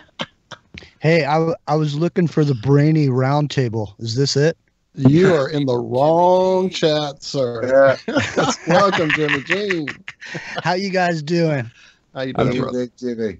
Hey, I'll I'm tell you doing what, fine. mate. It could not be any better, mate. I'm It telling will you. not. Yeah. My reputation precedes me, I see. We made a promise, my friend. Is it working? That's good. Damn right. 2018. Yeah. I know, you know, Smiling right now, mate. I'm smiling right now. I heard your voice and I'm still smiling. I know, I'm smiling too. For some reason, I just have a positive attitude about 2018. I don't know why. I don't have any data to support it or whatever, but I just feel good, man. Nice. You know? I'm creating 2018, baby. So what do you guys got going on coming up for the new year? You got anything exciting going on? Well, Yeah. I've decided that my resolutions for the new year will be 1080p. I was going to go for 4K, but I thought that's just overshooting. You know, I don't want to overshoot. I'm just going to go 1080p. I know I can do that. No idea what that means. I don't know what that is. That a euphemism there, Walt? Resolution, people. Come on, man. No, You are a I third world got country, it, but right? I got it, but I was wondering. I mean, 4K is so cheap now. Why even bother? Why even go there, right? Right. Yeah, I mean, 4K is. I mean, you know, I mean, most. You mean, you guys are aware. You know, most of these manufacturers is OEM. So I mean, no matter what TV you're buying, what names on it, it's all made pretty much by the same guy. You know, so I mean, if you go buy like a crappy brand TV, all the electronics inside are patented and made by like Samsung or whoever. Hey, Jimmy. Yeah. John Savage here. I don't think we've met on air before. But something you're just saying there. When I was just about buying a laptop just before Christmas. And I was trying to read into what I mean, the core i5, i7s, i3s, and all the rest of it. And basically, from the research I came to, every single chip is exactly the same. Just some of them have got within the hard coding a tick in a box, you know, multi-threading, tick in the box, and others don't. And they are all literally the same chip. And Yeah. this is, I mean, I'm sure they're doing this with cars and all that sort of thing as well. The same engine. I mean, we've had the same engines for, yeah, probably nearly 100 years, or the same engine casts. But yeah, exactly what you're saying. And they just put different names on stuff to make it sexy to a segment of the population, and you know, they sell that name to that segment or whatever, and they just. You know, I mean, as far as technology goes, I mean, any box you buy at the store has basically got, you know, all the same components in it. It's all, I used to work a long time ago, you know, in the 80s. I worked at a company called VoiceSys, VoySys. And these were ex-Realm engineers that started this company that made these voicemail machines. And these were like the very first basically analog voice recording onto a digital hard drive, and these were like Seagate 80 megabyte hard drives back then. It was like a big deal to have one of those, because having a big old 80 megabyte hard drive, believe it or not, was a really big deal. But anyway, you know, so these guys were I remember OEM that company as well, Voices. Do you? Yeah, I remember, yeah. Or at least when you spelt it out, it was like, yes, I've seen that. I've seen the logo or something. Was it purple? And so they were. It might have been after I left. It could have been. But I mean, for the most part, though Toshiba basically put their name on that machine, and VoiceSys really didn't exist as far as the public was concerned. But the other companies, and that's basically at that point back in the 80s was when I learned about OEM manufacturers and the fact that most of the products are, pretty much made by the same company to just have different names on there and sell it, cheaper for whatever reason, to get it out into the public. That's right. It's really it. It seems to be more cost effective just to make, every car a Rolls Royce and then downgrade it and in order to sell it to the lowest on the rung to the highest on the rung. It just seems that way. There's no point in making an i3 because it's just as cost effective to make an i7 and downgrade it to an i3 and then flog it to the cheap people, and flog the rest to the expensive people. It's just, what a load of crap. And one of the things that they're doing too is, I don't think people are aware of this. This is a really, it's not so sinister. It's good business or whatever. But basically, when you turn in all your old electronics, like say, for example, you have a cable provider and you had an old cable box from back in the day and they want to replace it with their new box and give you a new one and take the old one away. What they do is they take those old ones, they refurb them, and then they send them to third world countries. And they do the same thing with your cell phones, like when you turn in your old phone to get a new one, that type of thing. They take the old technology, they refurb it, and then they turn around and sell it in the third world, at super good prices. And they're basically taking the technology that's already been used, here, and we've moved on to the next phase. And then they take that older stuff and they dole it out around the world. It's weird. They don't even hide it over here. We've got charities that say, we take your old phones and we send them to Africa. They don't. They obviously miss off the bit about selling them. But they don't even hide it. We'll take your old PCs, we'll take your old motherboards, anything, and we'll send them to China. And 8-year-old kids can spend all day burning the gold and the silver off them, and then we'll send that back to you and sell you that as 99.999% whatever. That urban mining is actually a pretty there's a lot of people that are making a lot of money from doing that. Urban mining, where you go and get like old electronics, you just set up a booth where people can come and drop off their old crap. And, you just set it up and you can go to any city, your county or whatever, and get a permit to do it. And they'll be stoked on you. And you just go set your thing up and you do it like 30 days in advance. And then all these people just show up dropping off all this old computer gear. And then you just take it away and dispose of it after you pick out all the good stuff and sell that on Craigslist. What a wonderful world.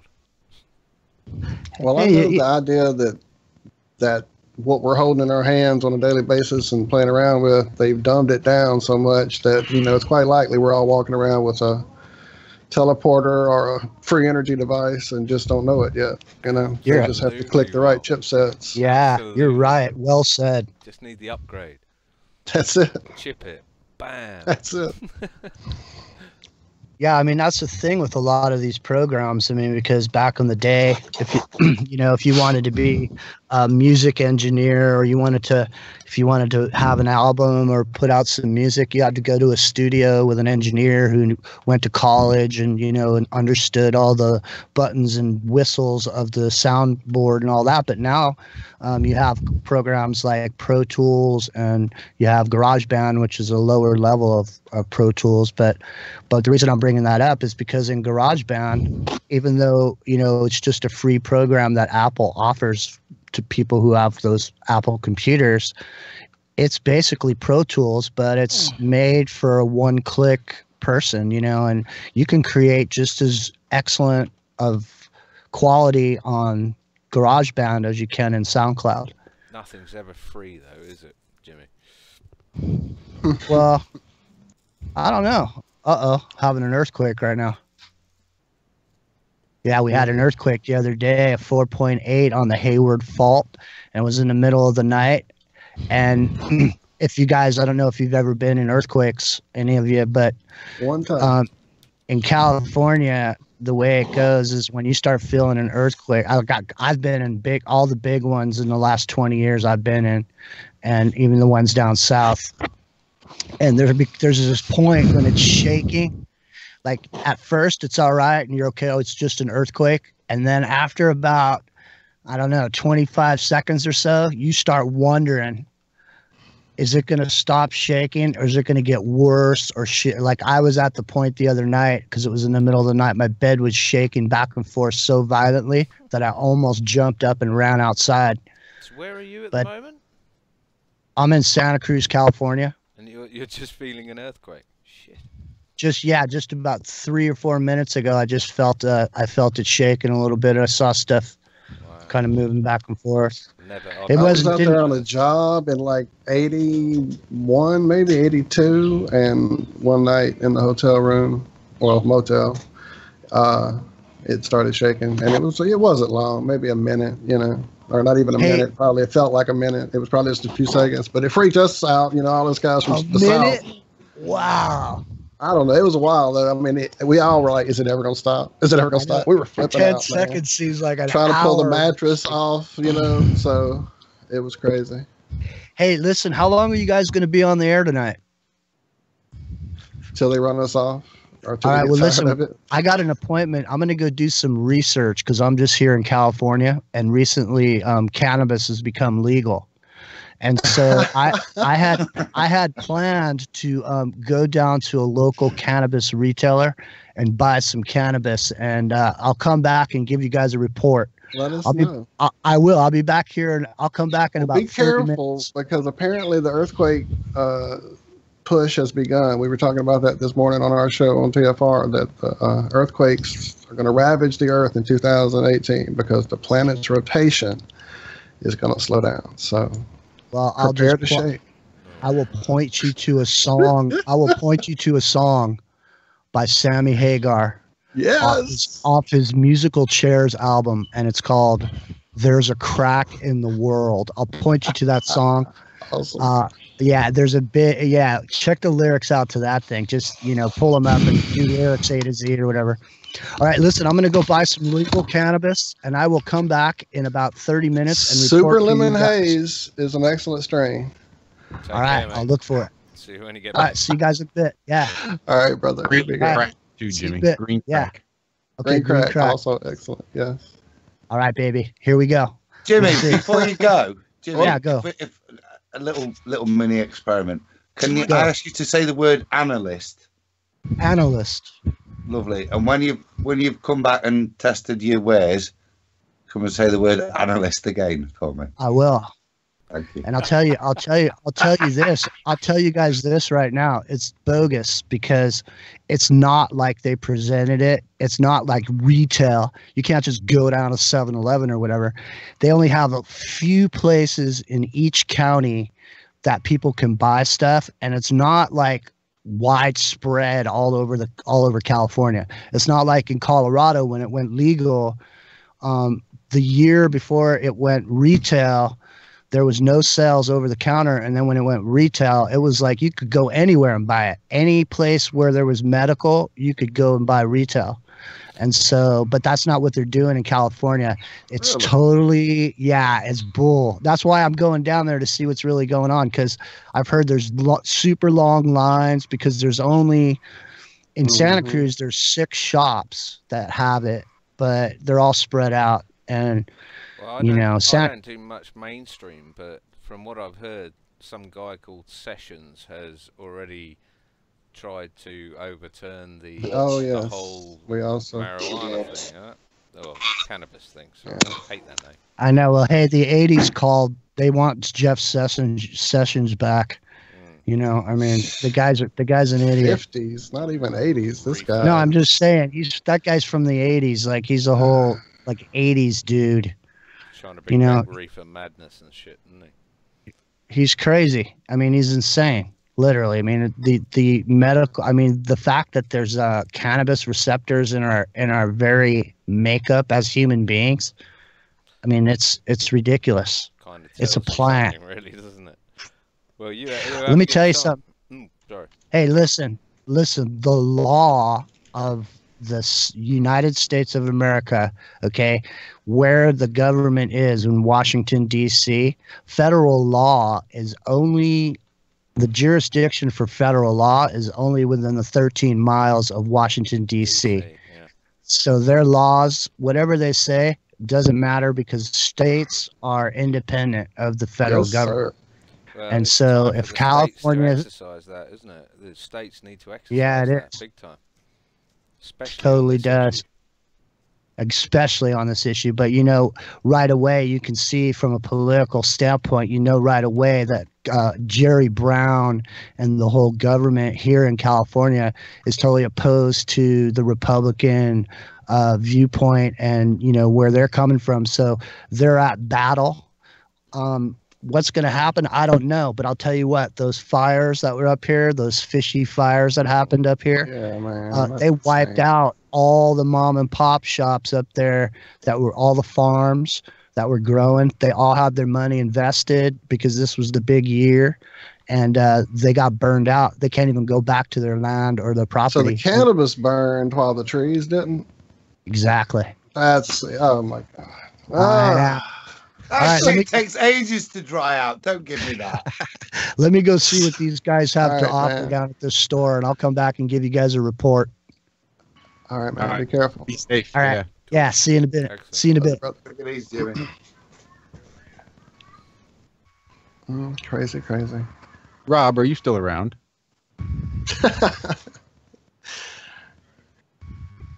Rob's probably in the ground making a Jord hookah right now. Because we know how he loves talking about weed.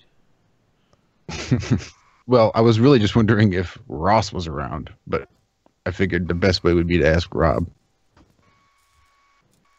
Can I address a point, guys? Surely. Have you seen the chat? I've seen from my what's his name?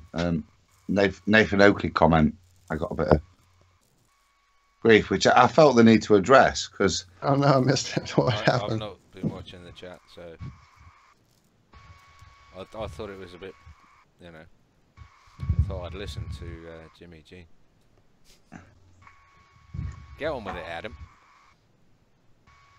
well, it comes back to what all this personality issues for me. And like I said, I'm an analyst. do you know what I mean? Right. So I really don't give a flying stuff.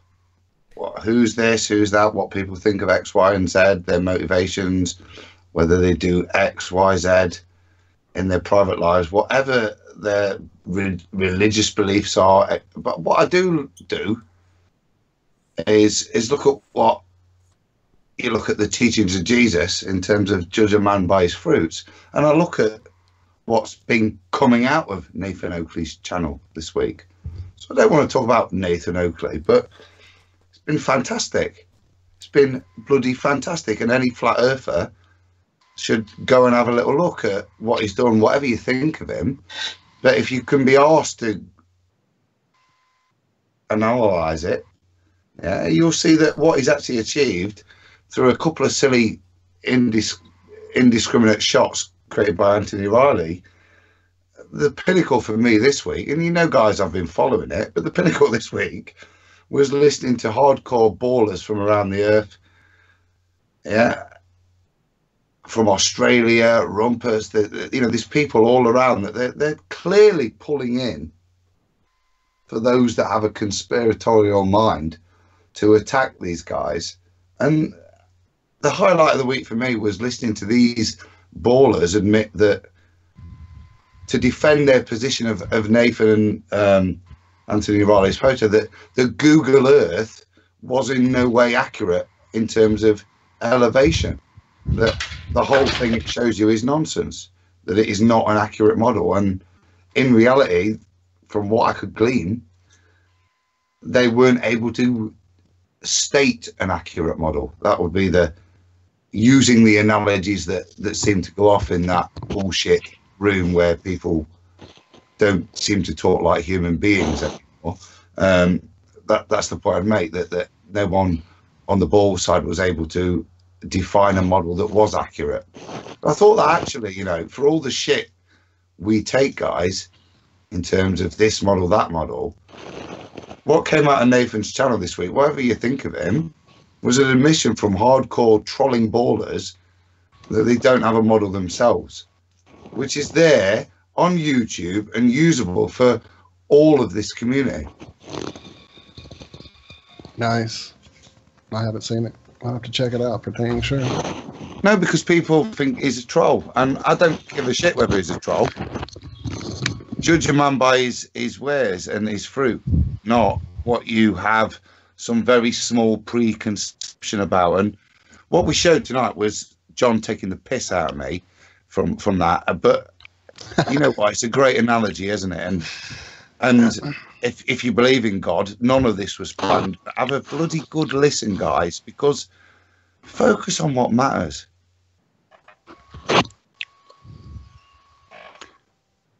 Indeed, that's the plan. I don't know. I don't think I've even got it in me to listen to the ballers. I don't have it in me to listen to these debates. It's brilliant, mate. It's I brilliant. don't have. They come on, right, purporting to be knowledgeable. The best one of Nathan's the week, right, was when no flat earthers turned up, and you should have heard it. Not one of it was like listening to junior medics, right? It was hilarious. None of them would give a real opinion. It was pathetic in the extreme. Yeah, go if you want to laugh, if you want to confirm that what you believe is true. You don't have to like Nathan. I don't know the man. I can't like him. You heard he's ignored me. Yeah, but actually the output, have a bloody good listen. It's great quality for proof that you are not being outsmarted by people who purport to bring you formulas. Yeah, that probably leads on. Well, moving on from that, yeah, we have a curve formula. Fuck that one. I meant the one we chatted with Flat Forever about. He popped a question in the chat, didn't he? Yeah, that was. I was going to ask you guys where you wound up on that. Can anybody call it up on the screen, and I'll bore the shit out of you for a minute if you want, with some great example of how ballers will try and. Can you expand on what you're talking about? Well, if you can call it up on screen, yeah. Tell me what I'm looking for. You got it, Josh?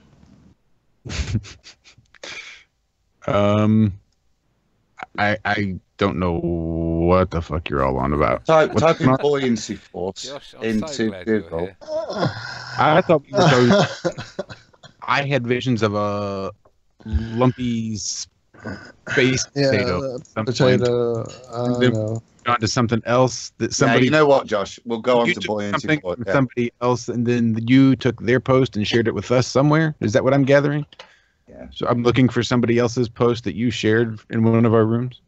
I'll bring it up next week because for me it's a good example of what I was trying to allude to there. It's just mathematical nonsense. Yeah, and it's a great example of how even the way we work has been constructed to incorporate gravity into calculations as if it's relevant. And what, like I said, Flat Forever question put in, it bothered me to look at the foot. There you go. No. Do you want to read it? Don't get me to read it, for Christ's sake. I can't read out loud. The point of it being, if you see that buoyancy force is equal to P, which is the density of the fluid, times, and it'd be better if they put that G at the end, the gravitational acceleration, times the volume. Yeah, it does, doesn't it? And I just stick it at the end and ignore it, and that's the point. The point of this whole equation, if you look at it, is that P times V, which is the density of the fluid, times the volume of the fluid displaced, is what buoyancy is. Okay, so if you ignore the G, then P times V, the units you end up with, is, funnily enough, kilograms, grams. It's a unit of mass, which is what you'd put on the boat. They put the G in there so that you can express it in terms of newtons, as you put in there, John. And they're my initial thoughts as you read it. It doesn't serve, when you look at the equation, if you have a bit of understanding of maths, it doesn't serve a purpose. As I looked at it, so I had a little chat as you're rambling there, and John's agreeing.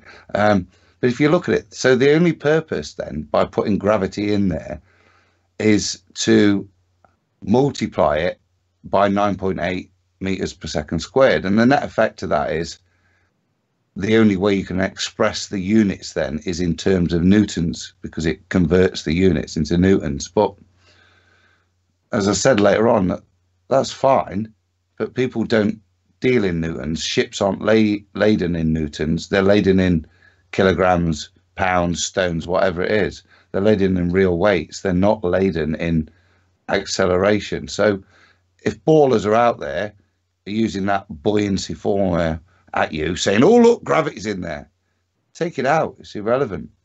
The only reason it's in there is to express the units as newtons as opposed to kilograms. Yep, I agree. I shall stop sharing. It was the same that I was talking about in that blog post I did about, does gravity affect gyroscopes, and how they kept cancelling gravity out through this complicated formula. In most stuff it has to be, because it's not really there, is it? Well, it's like you say, it's so that people can quote it in a unit such as a newton, which they think has some sort of value, but it might as well be a bollock. I think we came to the conclusion the other day. I think it is. Times It's this formula, and you know, 450 grams becomes 2 bollocks. 9.8 meters per second, 9.8 bollocks per second, isn't it? Yeah. You know, it's just you can do it with anything. You can do it with absolutely anything if you want to invent a fictional unit. And the reality is that what that equation does by putting the G in is it changes all the units. So the way it's expressed is in newtons. So you would have to load a ship in newtons. And that's not to say people don't load the ship in newtons, but for somebody to load a ship in newtons, you would have to take your cargo, weigh it, and then multiply it by 9.8, to give it you, I mean, in newtons. Are used in shipping and that sort of thing, but it's like saying, you know, someone gives you a formula and it gives you 5 miles as the answer, and then you times that by, what is it, 5,280 to get the feet. Like you say, John, it leads to purpose, doesn't it? And this will actually lead on nicely to the potato Earth thing. And it leads to purpose, this, doesn't it? So to bother to convert into newtons would imply that gravity, if you travel around the world, has a functional aspect on the value of goods, i.e., if you go from a low gravity area with whatever cargo and go to a high gravity area, your cargo will increase in weight, not mass, but weight. And therefore it will have more value when it's weighed at the dock. That's not the case. And there's stuff that will demonstrate that. But that probably then leads nicely onto the potato Earth and the apparent gravities,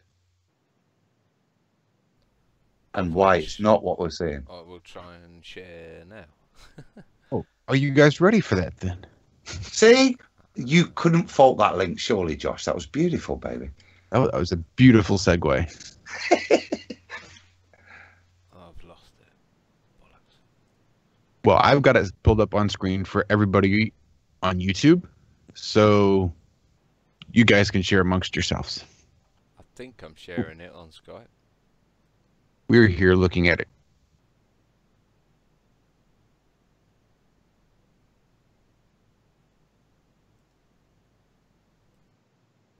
Well, go ahead then. Nope, I think it speaks for itself. Everybody? Yep. All right, what's next? Don't be fooled by the viral GIF that claims that the Earth is actually lumpy, not round. Don't be fooled. This is not what the Earth would look like without oceans. Wait a minute. How is it I got conned into reading this? That's you're good like that. That is some shit right there. All right, let me see if I can figure this out then. Because you can read. Shut up, John. John, your mic's gone. Your mic's gone. Oh, yeah. Well, joke's on you because my computer froze up, so I can only read whatever is directly being shown. I can't scroll up or down, so. Oh, wait, no, there we go. Just gotta wait for my computer to catch up. Okay. So if you're one of the 56,600 people who follow @DesignTimes on Twitter, then there's something you should know. One of the account's latest tweets was one of the science GIF or GIF that shows a lumpy version of Earth, stating that this is what the planet would look like without any oceans. Wrong. Don't be fooled. While the GIF itself is scientifically accurate, the tweet's explanation of what it shows is entirely false. A quick look at the responses to this tweet can easily prove that. No, dude, that's not what this is showing, not remotely. This isn't accurate. Measures gravity, not shape. Hey, dummy. And then it links to the geoid and why it maps Earth, or the Earth's map of the gravity, blah, I don't know. Models like these are called geoids, and this GIF is based on one of the most accurate geoids ever made. It was first released in 2011. The model was based on 2 years of measurements taken from the European Space Agency's Gravity Field and Steady State Ocean Circulation Explorer, or GOC satellite, which mapped the structure of the Earth's mantle, the middle layer of the Earth planet between the central core and the outer crust. You can see a GIF of the original model below, which was made from 2 years of data taken from the GOC satellite in orbit around the Earth. So, how many years of data, Josh? 2? I don't know. I've already forgotten. 2 years. Is that a measurable unit of data, by the way? Is that how we measure data? Just so you understand how much data they've processed. Do we measure data in years? As a human being who's got a huge lifespan of all of 80 or 90 years, who's living on a very young planet inside a very finite place. Oh, wait, no, that's not this model. That's a different model.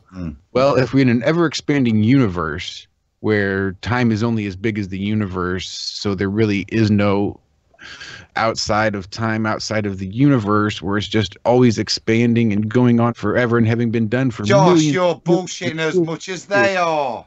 I can't really see how 2 years worth of data is really much of anything, but what do I know? What is 2 years? Is it 10 kilobytes? My Spectrum back in the 80s, if I ran it for 2 years, would use about 3.5 cassettes worth of data. Yeah. What's 2.5? It's not a measurable unit. It could be sod all data or the most data you've ever heard of. But 2 years of data of nothing quantifiable doesn't mean anything. The report is the point I'm making. The report doesn't. It alludes to mean it means something, but it doesn't give anything scientifically quantifiable. Right. I can take a shit in a box and call it marked 2 years worth of data, but that doesn't mean it's going to be worth 2 years of data. I was going to challenge you on your Spectrum, but I thought better of it. Can I use the shit analogy? The shit analogy, if for 2 years you took a teaspoon of shit and that was all you analysed, out of every shit you took, it's not necessarily a true picture. It's not even necessarily a decent percentage of the available data. Don't start talking about analysing your shit. Well, Right. Did you get? I know. I mean, The point I'm come making on, is, man. I was going to say, we've already. You got to take your cut out of the middle. That way you're getting the truest sense of Mid shit. midstream. Is it break time? I love it. Right, moving on. Oh, look, we have 4 listeners now. Excellent. Me, you, I'm Adam, and Walt. Defecating people out. And Ross. Ross is still there. Get him on, quick. All right. So these types of geoid models are a helpful tool for climate scientists who want to understand how the ocean circulation and sea level change will affect climate change. To do this, geoid removes all of the factors that help shape the Earth's surface, such as tides, weather, and wind. When you do this, the only thing that's left is gravity. The reason Earth appears lumpier is because it does not have a uniform mass, which is one of the key elements in measuring gravity. If you could sample different sections of the Earth's mantle, you would get different materials of varying densities. As a result, the denser part of the mantle has a stronger gravitational force on the water above compared to the less dense regions. So, where gravity is strong, you see the low dips, shown in the blue below. And where gravity is weaker, you see high peaks in red and yellow. Take a moment to enjoy. Before you do that, right, Josh, because I think this is important if you're going to then analyze the data. So they've described to you and given you a scale without any real scale to it, because I haven't got a gravity meter. I don't know what a gravity unit is and the relativeness, and we're told it's a constant gravity. You can pick it up on radar now. But what we're being shown is actually colours from blue through to yellow to red, which is a full scale of extremities. So what they're suggesting there is something measurable and demonstrable for me. Otherwise, you'd pretty much colour it all in the same colour with a couple of dots here and there, wouldn't you?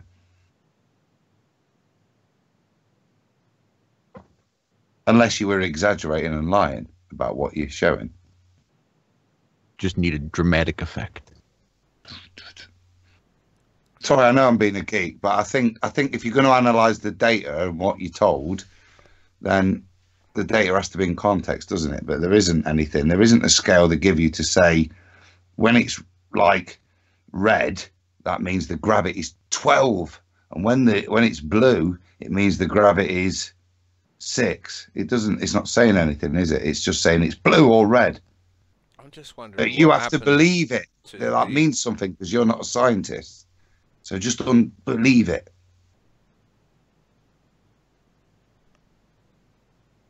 Sorry. Well, that pretty well sums it up.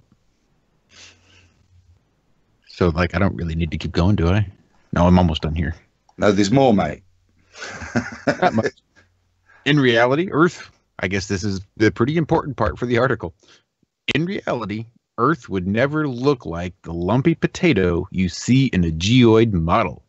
The only way you could ever get our planet to take on such an alien shape is if you did all of the following. Removed the sun, halted the Earth's rotation about its axis, ceased its revolution around the sun, and flooded it so every inch was covered with water. That's a lot of statements, Josh. What does that mean? Blah, blah, blah. This is science, so you have to believe it. I don't know. You know what I heard? Here's a curvature formula, but actually you're a bunch of peasants who don't know anything about science, so you have to take in this refraction angle, this, observer, this. If you bother to look at this, you'll see that actually it bends anyway, naturally. Yeah, all the science you've been told is nonsense. You're seeing a load of statements that are purported to mean anything without which. Pick the first one, remove the moon. How much of the shape does that change? I thought it only really pulled. And it's such a rotation effect. Surely the moon's effect wouldn't have an effect on mass. All the Earth's rotation. What I see is that they're describing flat Earth, basically. Or at least stationary Earth. Halt the Earth's rotation about its axis. Cease its revolution around the sun. I mean, yep. Flood it so everything is covered in water. I don't understand that. Why is water? So what they're suggesting, is those 4 bullet points are the reason that NASA's pictures that they show us are why it's round. They're saying if you take those 4 factors out, maybe a few others that clearly aren't significant, otherwise they'd have made a bullet point out of them, wouldn't they? If you take those 4 factors out, that would be the shape of the Earth based on its relative gravity. Now, to me, that's fine. Let's accept that. But that therefore means then that actually the reason it's round is those 4 figures. And actually, whatever we see on that small, insignificant crust where they've, as they point out later, 7,000 times larger than mountains. Yeah. So they're not as significant. And as you'll see, parts of it are coloured in where there are mountains are red and some are blue. So whatever the force of gravity is, it's being created on their ball model below the 8 miles that they've ever been able to measure. But it's significant enough to show gravitational variation that requires that coloration on the model. Well, I'd say, why are they showing us a graphic that they've removed the influence of the moon from in the first place? What is the point of that? And the second observation would be, we are taught that gravity is a constant, and this is obviously contradictory to that. The second point's right. The first point, John, I would say is they're saying that the reason the NASA image is correct, from my understanding, is that those other 4 factors pull it into a perfect sphere. But I'm just saying, why would they there is an show inference us something without the moon? I mean, it just doesn't.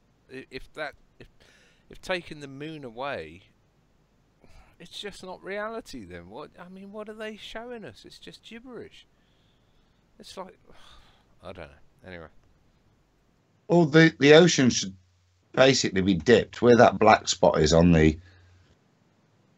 Indian Ocean, isn't it? That should be a big dip in the ball. So what they're saying there is, it won't be, because the moon will be there to pull that dip out and make it a perfect sphere. It's just utterly pointless. I don't see the point.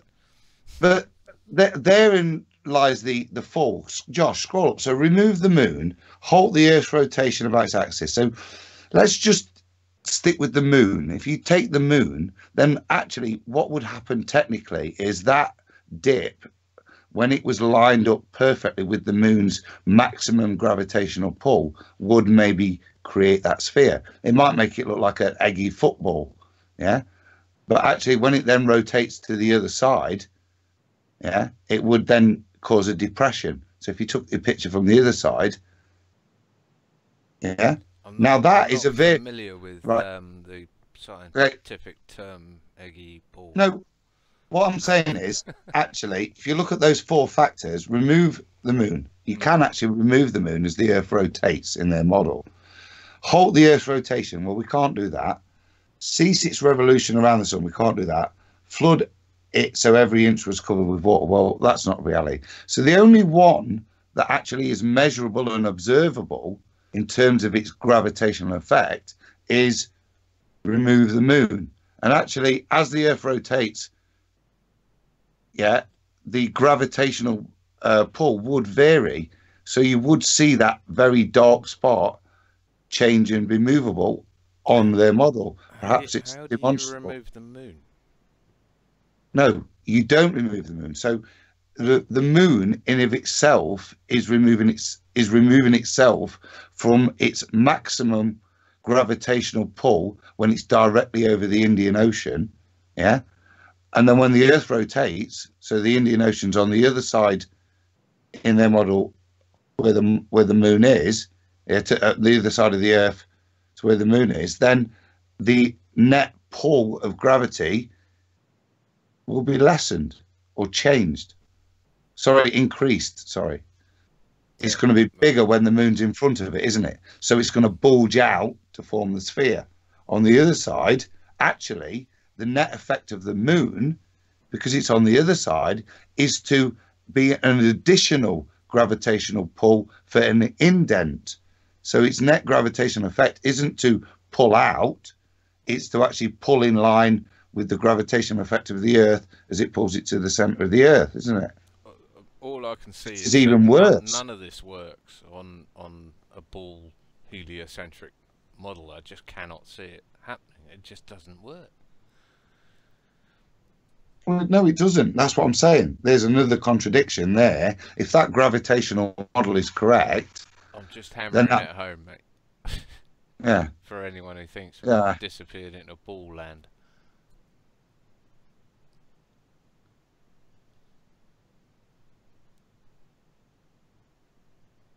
I just wanted to see how long that's going to go. You're a sadist, aren't you? A bit. Just a little. Not as much as me, though, because you butted in first.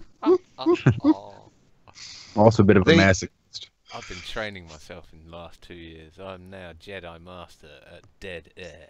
Screw you. I can go longer than you.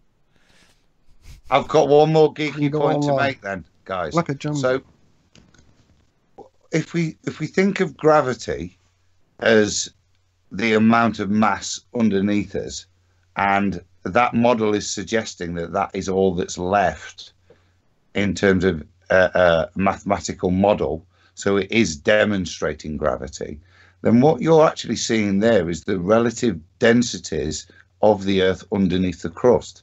Now, after 3 billion years, you'd have thought that a molten magma pull would have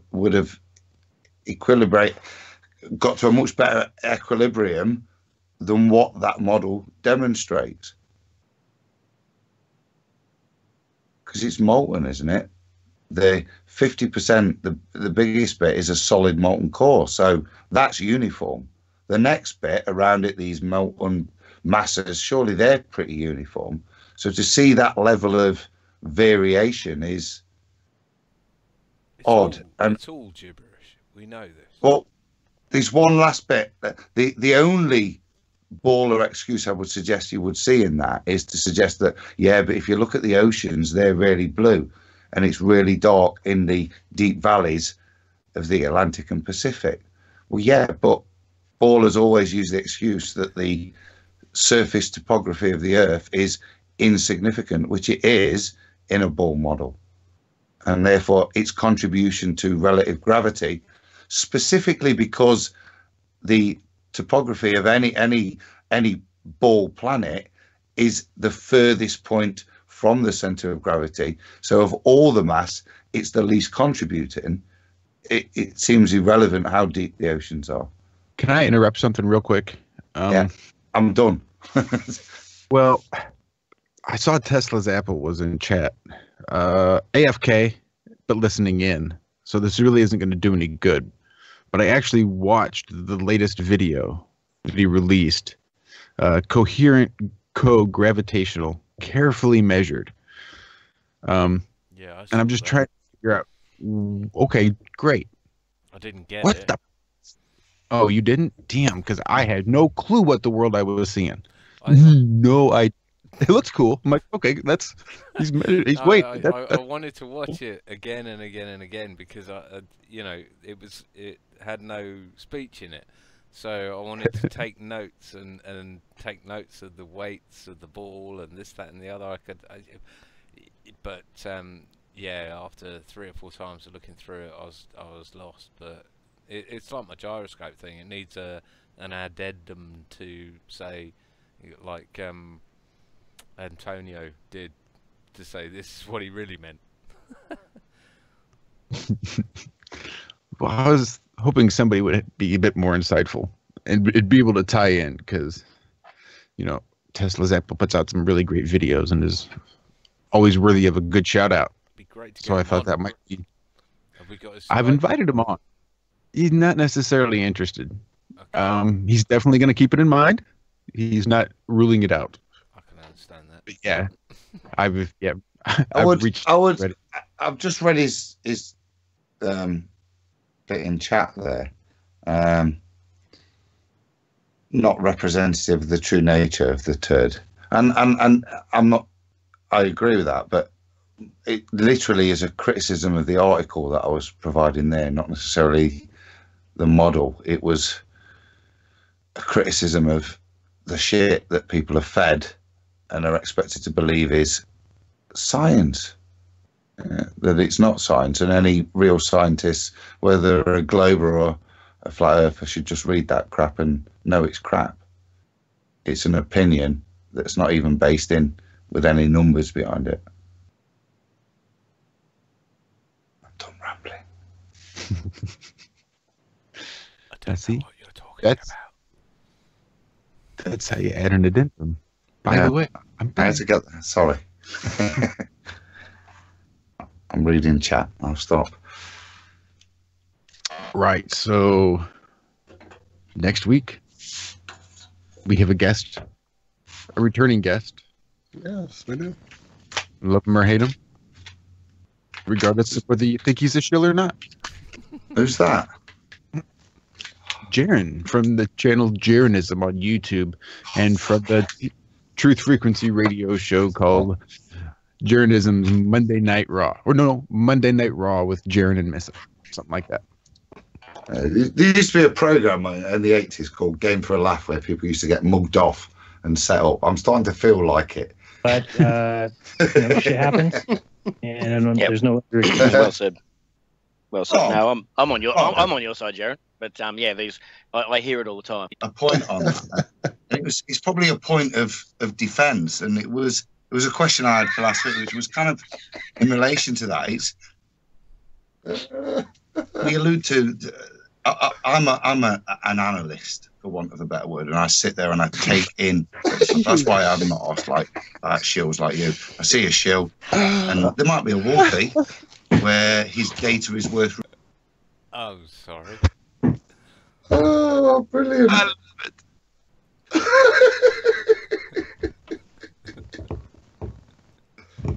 There's nothing better than sound bites that I don't play. Oh, it's brilliant, isn't it? Oops. Go on, play It's like us a- out. No, I don't tend to things. Not tonight. It is time. Is it that time already? 2:22. It's a short show. We haven't done a short show in probably a couple months. Does anybody want to come in and say hello? I'm not off to bed yet. We never got Rob and Ross back in, man. Nope, we never did get Rob or Ross in. Well, who's in chat? Oh, don't know. it looks like he was having trouble. It looks like earlier at 5:51. See, I got lost in the online chat and wasn't paying attention to our Jimmy show G chat. was coming back as well, wasn't he, at some point? He does have, yes, an experiment that he was going to bring us a report on. Rob's Yeah, he had to go get small.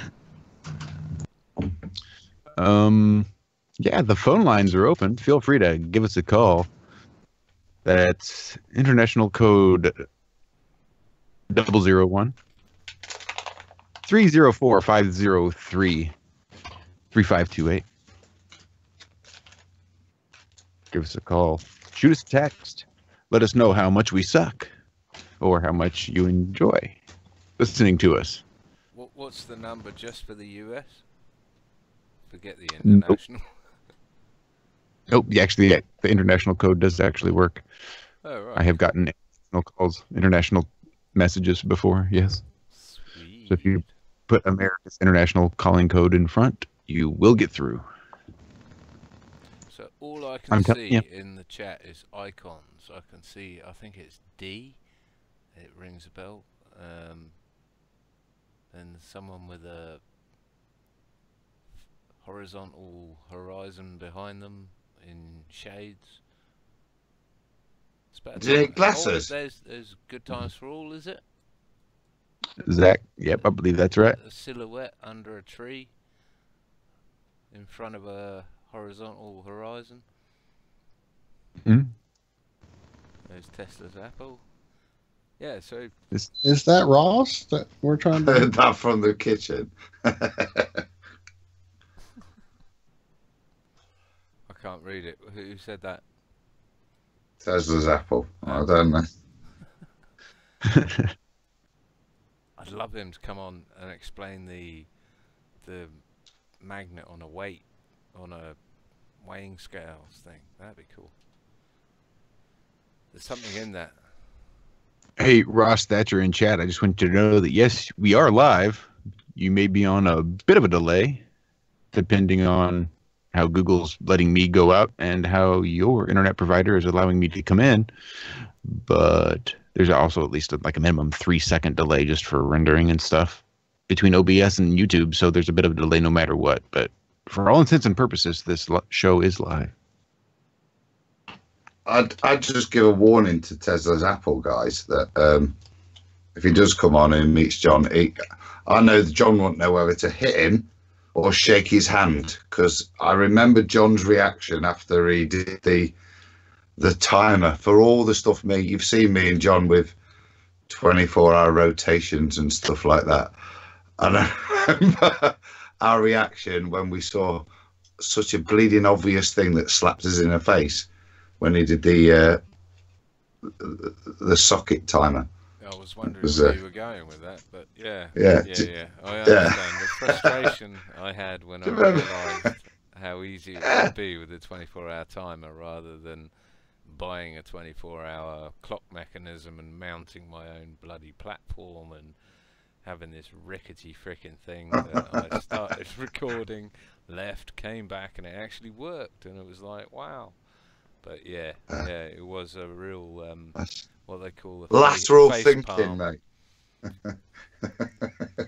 It was brilliant, wasn't it? Though it was like, yeah. oh god, yeah, oh god, no, that was dumb. I've got it set up. I've got it set up outside. I'm still looking at the gyroscope now. I just can't be arsed because I know it's flat. I know it's stationary. I just can't be arsed. I don't care who else knows. It's up for them to do it themselves, because me just telling them that this is what happens is just it's just pointless.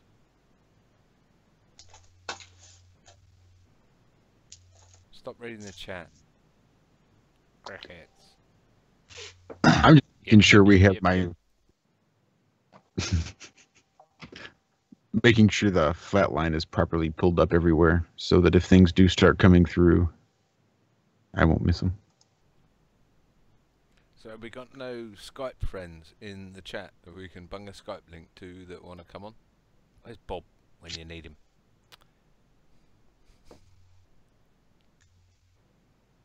That reminds me, I think Cammie left a comment on our video from last week, saying that she would love to come on. So we need to. Awesome. We need to get that happening then, for sure. A proper invite for. We had a nice little spell where we were having a nice representation of the female voice here on the Iron Realm, which tends to be a little male at times. But it's been a minute. I've got two females lined up. I just need to sort my shit out. Sort it out, damn it. Yay, follow. Well, the what is it? The Scandinavian pilot who realised the Earth was flat. We need that like now. And Dr. Tia, who was a high altitude pilot for the and our buddy Molly. Oh, look, Jack in chat remembers our buddy Molly too. I've seen her in Twitter a few times recently, but just not. We haven't connected again to get her back on. So yeah, I meant to. I sort of bit off more than I could chew and thought I could get you know, a number of pilots on. I mean, there's several pilots I know, but to get them all on before Christmas, but it just didn't work, did it? Because I'm a lazy bastard. But we're trying to set that up. We'll make it happen now, right? And Dr. Tia Jolie, who's a PhD, high altitude pilot for the US Air Force. There's another one. And the Macquarie, no, I'm saying that wrong. What's his name? Go on, Josh. Sean. I'm not McCrary. sure. I think it's McCrary. Sean, he was what? Missile instructor. The missile instructor, Oh, right? that's From Sergeant. What's he call him? Yeah, and I've got an active commercial airline pilot out of Heathrow in the UK, and I've got a gyroscope technician for the US Navy. Nice. Yeah, it's just that I'm crap. I can't get them all together. I can't get them on time. I'm no producer. Yep, I know how that is. Some things we're born to do, eh, Josh? Some things not.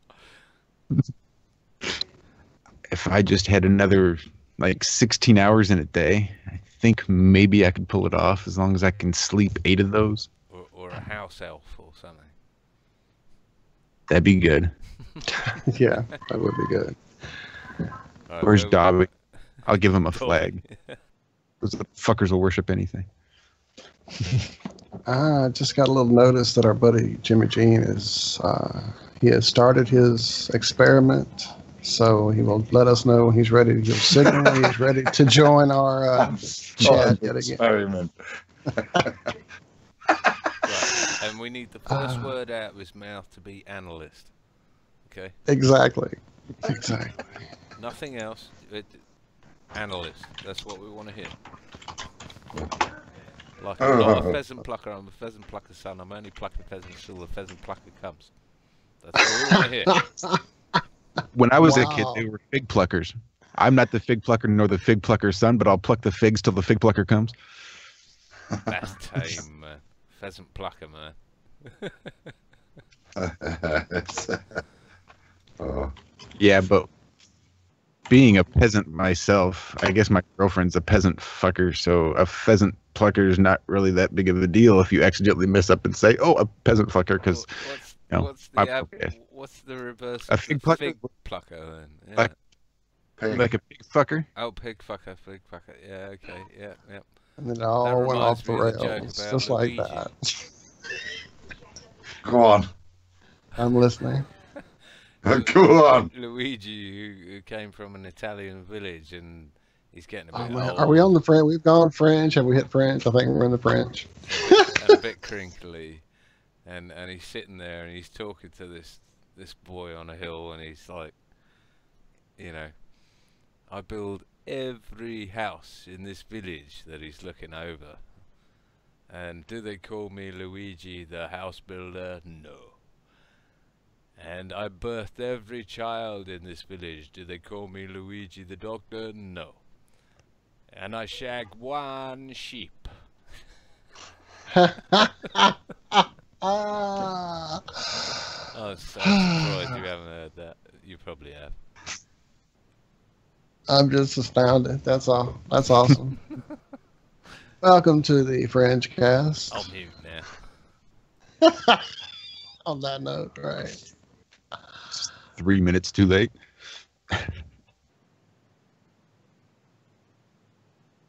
I'm giving purposeful tumbleweeds after the way I got gussed after my joke before Christmas. So There's always the after production. Right.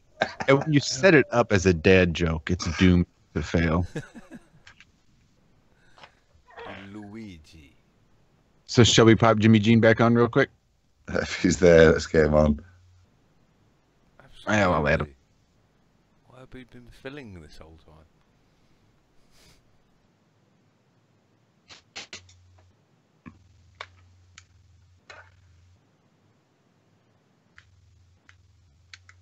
I'll take it from chat. No one wants to join, so I'm computer frozen again. Hold on. I will say we have 2 new voicemails, so whatever's going on, still not managing to come through, unless these are old voicemails. What is the date today? The 5th of January January. 5th. Cool, keep it simple. Don't This is date. November. Well, I wouldn't necessarily call these new voicemails. So nope, nobody wants to call us. Nobody wants to talk. I get it. Can you play them anyway? That'd be a laugh. Sure, I could. Let's see. Where's a good one? I just want to say thanks for making me laugh. All those really nice feather removers out there. That's funny. We've got lots of pheasant pluckers. Oh. If you look at the chat, there's lots of. Yeah, well, there's lots of feather removing. It's like trying to describe a film to a deaf, dumb, and blind person, or we're not looking. I'm not looking at chat. Here, I think Walt, you might remember this one. This is a good one here. Let me have to stop that and replay that one here. Don't want to miss it. It's so good. This is Terrence McKenna. I'm a leading psychonaut who went to Berkeley, University of California. I'm very well known in the community. Would love to speak with you. Terrence So, McKenna. Right? These are the kind of voicemails we get. Right. So, what the fudge that was? Do it again. Play it again, Josh. Play it again, because that'll freak me out. This is Terrence McKenna. I'm a leading psychonaut who went to Berkeley, University of California. I'm very well known in the community. Would love to speak with you. Let's get the dude on. Yeah. That's not Terrence McKenna. Dennis would be good. No. Terrence's brother. It'd be good. That would be good. Is that Jerry? He's got to be switched on enough to know the Earth is flat by now. Done enough mushrooms. Was that one of two then? Or have we got another one?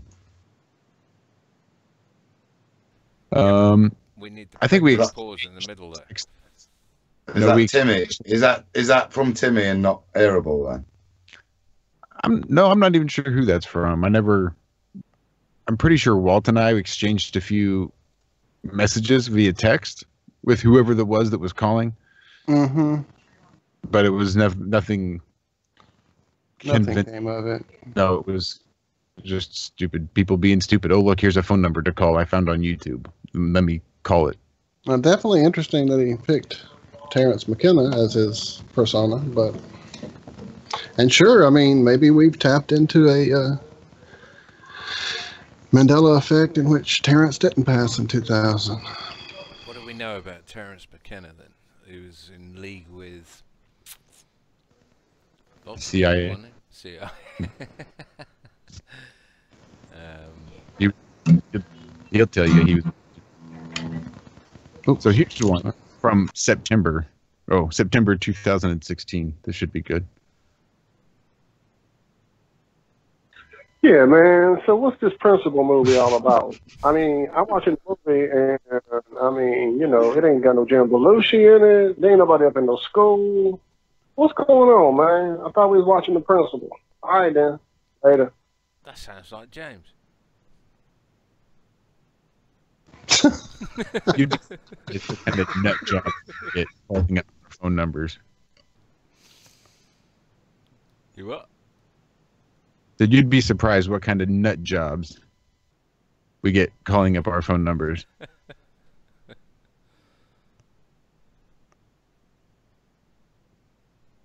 Alright. What else we got? Well, I'm still waiting for an answer on how you transport time for Aristosthenes, so he knew what time it was. It was. He didn't, for God's sake. It's obvious. Hello. Possible in those days. AKA the Morgile on YouTube. I saw you guys' interview with John Brahma from a while back. And enough to at least mention your name when they re-uploaded your video. So I found your YouTube page and I got your phone number. I sent y'all an email and I'm leaving you this message because I want to get in touch with you guys and talk. A call. Well, sorry, Morgal.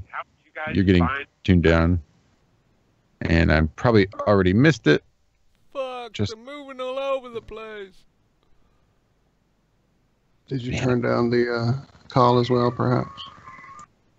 Well, nobody cares about the Morgal anymore. Move on. They're moving all over the place. Yeah. All right, well, I don't want to just call you back and be kind of rude about it. Do it. Do all right. They're in the queue at the Pizza Hut. Do it or we're going home anyway, so. All right, then. They're bored shitless. As long as it's not going to cost you anything.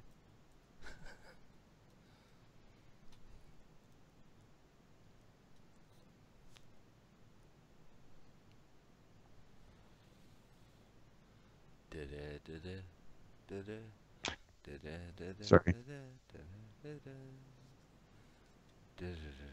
See how this works. I mean, fucking hell. I'm off. See ya.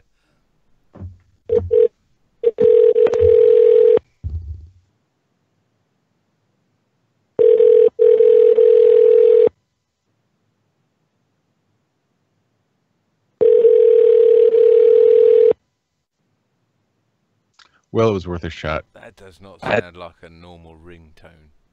No, it's NSA. NSA. Hang up, quick.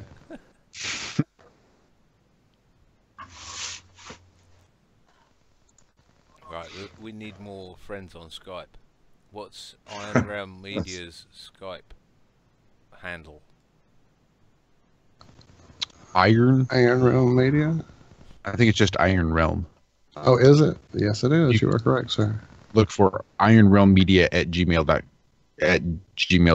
I think should pull it up too, but it should be under Iron Realm. It is Iron Realm. Correct. I was incorrect.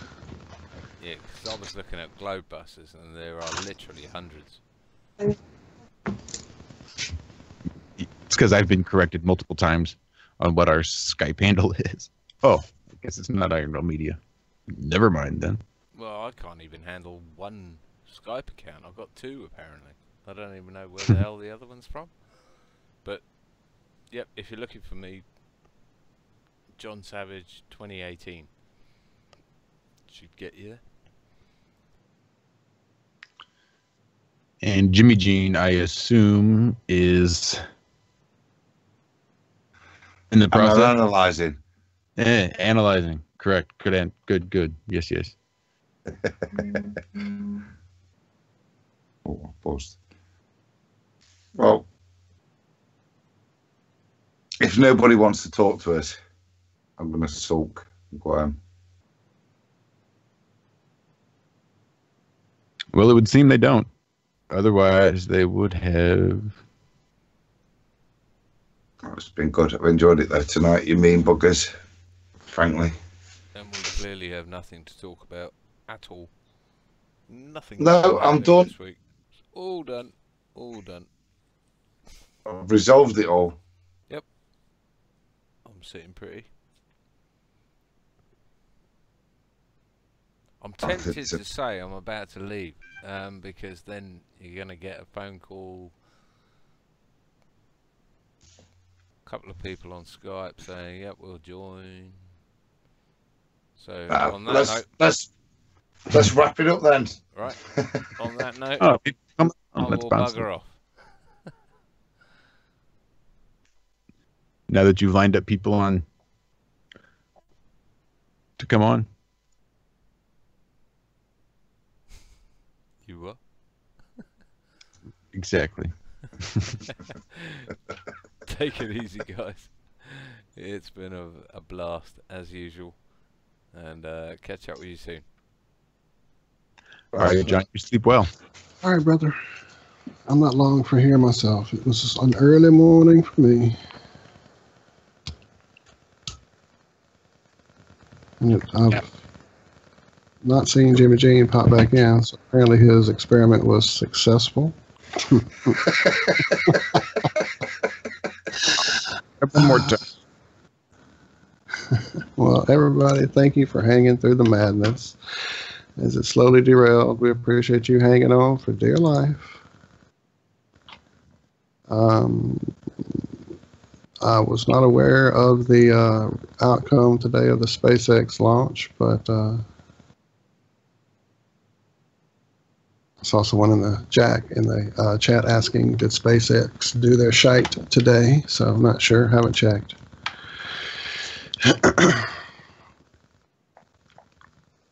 But more than likely. I mean, they're doing as long as their computer didn't crash, they could run the graphics program, and their card stood up. Now that was a good video. Sorry. Did you see that ISS with the green screen and the digital compression glitch out? I did indeed. That was pretty good. Let's see. What did I do this week? I faked sick at work a little bit. Not for any good reason. This is when I say I try to be a good person and I still battle with my manipulative tendencies. This is what I'm talking about. Here's a little deep insight into the man that is Josh Corey. So it's not like super fake sick. I just was real tired and run down, and like I was like the flu coming on, just real achy. Oh, just enough though, so that she would offer to send me home. But not even so that I could go home, right? Because I don't want to lose the hours. I want to work. I just want to look good when I tell her no. So I just fake sick so that she'll offer to send me home, so that I can tell her no, that I'm going to tough it out, because that's how much I want to put out and work for her. So classic. That's just a little twisted stuff coming out of my brain that happened this week. You're a proper psychopath. I can completely concur. I'll be the first to say I'm sure that I battle with psychopathic tendencies. Yep, I'm with you all the way. I completely understand what you're talking about. My pendulum swings so far in both directions, from just psychopathic to empathic. It gets a little ridiculous. I'd say mine used to, but is changed its course dramatically recently. But there you go. Well, yeah, as far as psychopathic tendencies go, I wouldn't say that pendulum is swinging way far over if that's what I'm doing. That's like the worst thing that I do. It's enough just wanted to reiterate that, yeah. Not enough a raging psychopath. Right. I'm not like Dexter out there, serial killer murdering other serial killers. But yeah, I just thought that was, getting to know Josh. The fireside. I think, Josh, there's nothing wrong with showing your boss your commitment. Even if I have to stage it. Yeah. Even if that's necessary sometimes, that you need to make her aware of how bad you're feeling. That it's a hoax, that nobody got sick. Well, no, not in the end. But maybe that was because of the compassion she showed you. There you go. You never know what could have happened. Yeah. Oh. Something off.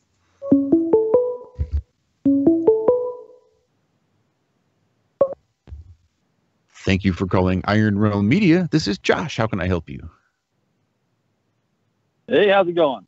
Hey, what's going on? Not much. You tried to call me back a while ago. We got bumped off somehow. Well, yeah, I couldn't find the way to answer the call fast enough. And I think it just went to voicemail too quickly before I could get to it. Cool. This is Jay. I talked to y'all a few weeks ago, a month ago, maybe even. No, Jay, I remember. Your reception is much better now than it was then. Good deal. Are we live right now or what? We are live. Well, minus the few second delay. Good evening, Jay. Gotcha. Good evening. Hello, Jay. Welcome back. How's it going? Is it cold over there in Louisiana? Yes, sir. It is cold. It is cold. Pipes are busting. We don't know what to do. We're waiting for a hurricane to fix us. I got you. We had about a week's worth of it, but it's about 60 here. Clear as a bell, so good deal. Well, shoot, we're still down in the mid-teens in Missouri. Oh, I'll bet. Yeah, I got a buddy up in Arkansas. It's cold up there, too. So what's been going on with you, No, go ahead, man. Nope, I was just going to ask you what was going on with you. That's what I'm curious about. I'm here all the time. You're the guest. Yeah, I got you. I was just going to say one thing I've been throwing out there is if I don't know how many of y'all have ever been up to Lake Michigan and seen how big that is. But if you go from the very top of Lake Michigan to the very bottom and look at the elevation, it's within a couple of tenths of a foot. So how could that be?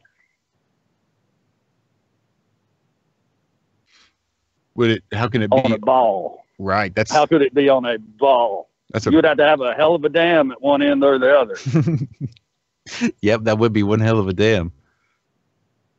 I believe Lake Michigan is 300 and some odd miles long, and the elevation at the top is 355 above sea level, and at the bottom it's 355.1 or 2, which is a tenth of a foot, which is there should be a huge curve there. Well, I think this is probably where they would start talking about like the median sea level. I think that's not right. No, it is. Is it? I don't get how they explain that sea level is 0 in Australia and 0 here. What's in between there? There's. So the argument from a baller would be that if you travel along the ball, the water curves. We know it doesn't, and that's why we have trouble with that argument. But they would swear on their mother's grave that water curves, and therefore it maintains the relative sea level as you travel along the curve. That's kind of the point we were highlighting in the potato ball there. Actually, the parameters they suggest you can remove don't allow it to curve as perfectly as NASA shows. Lake Michigan is 22,394 square miles and has a width of 118 miles and a maximum depth of 923 feet. Still looking for the elevation. Yeah, right. And Walt, you can take all the Great Lakes, Lake Ontario, Lake Superior. I think Lake Erie is the only one that has because of the Erie Canal, it has a lock or a dam on it. I think its elevation is a little bit higher, but all the Great Lakes are just right there within just a foot or two of each other. You're talking. That's awesome. The thing about the lakes are that they are then demonstrable that they are flat, which is therefore the disproof to the conjecture that the water curves.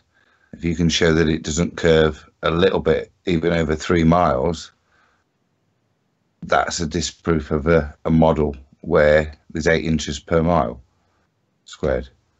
Yeah, I think it's the ultimate proof is that. And I've done surveying, I've been in construction all my life. You transfer benchmarks and all that, and sure, you follow the terrain, but you're still working off of sea level all the time. You're this far above sea level. You go up a hill, you're that far above sea level. But I'm probably not explaining it good, but in my mind, I kind of, it just don't work out. Those lakes cannot be the same level above the sea at each end on a curved ball. There's just no way. They're too big.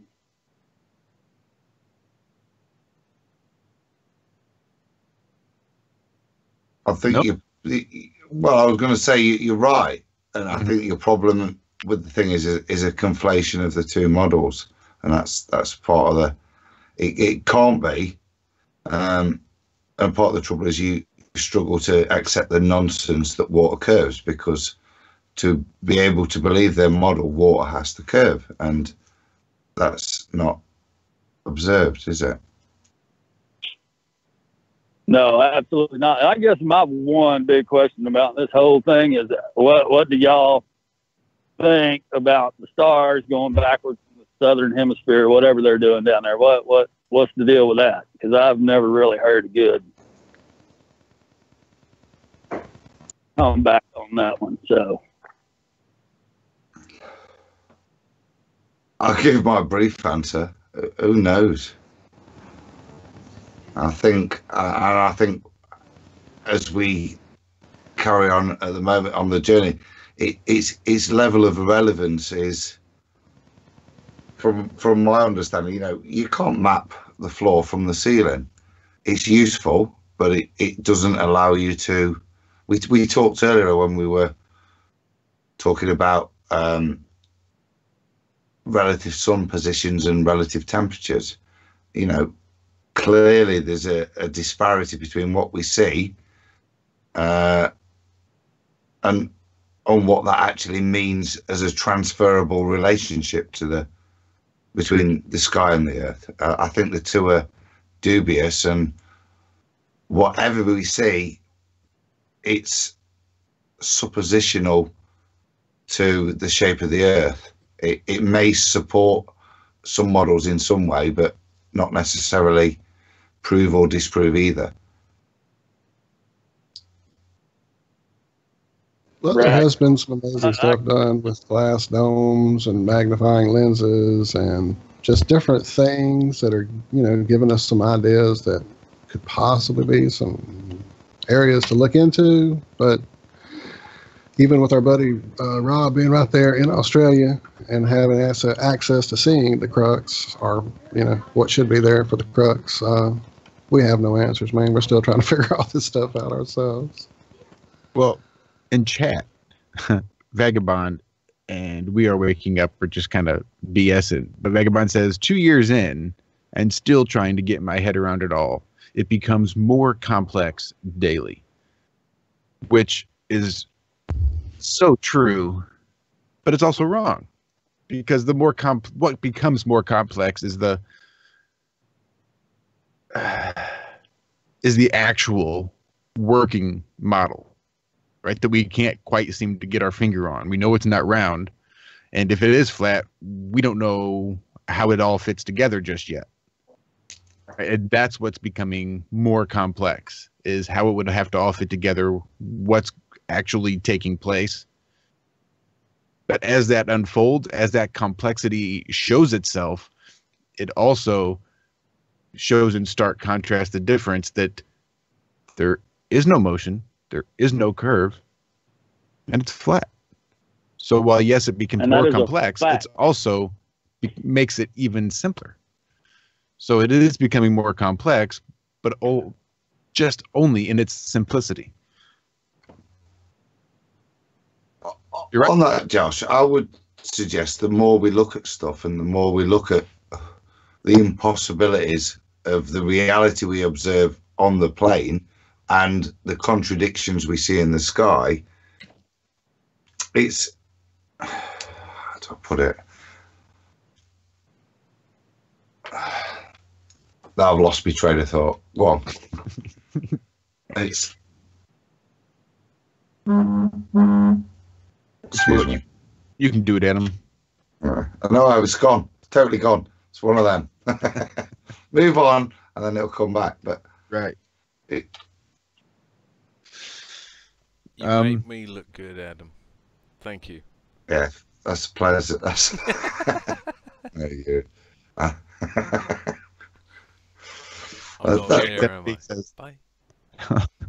Jack Dunphy chat says, here's one for you guys. Trying to comprehend the shape of the earth presupposes that there's a shape to it. So if we're clueless, RE consciousness and conscious vision, what's the point? That's why I only say I know it's stationary and a plane. I don't know what the hell it looks like beyond that. No idea. But those are two things Born. that I can attest to and test and repeat and measure and etc. etc. Sorry, mate. No, I was just going to say that in chat, Born on the Water says space is distilled water. Certainly a different phase of water, I would think. Or is it just distilled water vibrating at a higher frequency? Is that how It's come back. Right. That was the point. Thank you. That distilled water comment was the point. There's clearly, we see a disparity in the two, yeah? And I would suggest we know it's flat on the plane. So therefore, the disparity of what we're observing in the sky surely is created in the sky. It's not a contradiction of the two models we're supposed flat or ball, and therefore the sky has to be A or B. We know it's flat, so given that we know it's flat, the contradiction then is our understanding of the model in the sky, not necessarily a need to invoke Pac-Mans or other stuff. It's a matter of scientifically evaluating what's going off up there that creates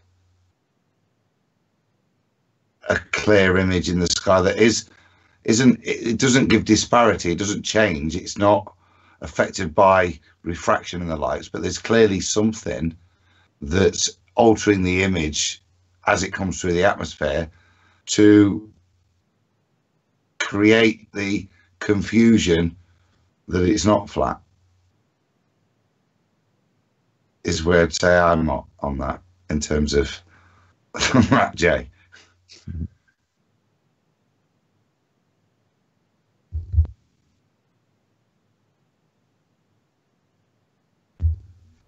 It's not an answer, is it? But do you need an answer? Because there isn't an answer, is there? So it's about how far have you got in it? Not have you got a definitive model? If you haven't, then you're wrong. Do you know what I mean? We know it's all wrong.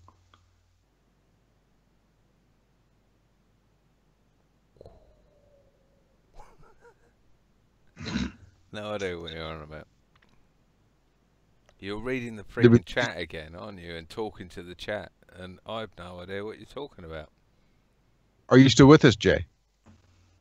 Yeah, I'm here. I'm just listening. Oh, gotcha. So, well, that was intended for you, mate. You know what I mean? It's YouTube you. I'm sorry, I have to say that one more time. I said I was just listening because it don't take as much battery on the phone as it does on YouTube. No, I got you. Yeah, that makes sense. You need like a listen line like TFR has or something. You know we do. That'd be good to be TFR, wouldn't it? My dumb question. No questions are dumb. Only people that judge and criticize others. Go ahead. I said there is no such thing as a dumb question. Only a person that's dumb who judges and criticizes others. I don't know. I had lost my train of thought there too. I had that. I was going somewhere with that. I don't think it's a dumb question. I think it's a clever question that shows that whatever you think, you don't know diddly squat. You've not got enough data to make any definitive answer on any model. But let's just keep looking and let's keep finding out. I know more this year than I did this time last year. Yeah, to that.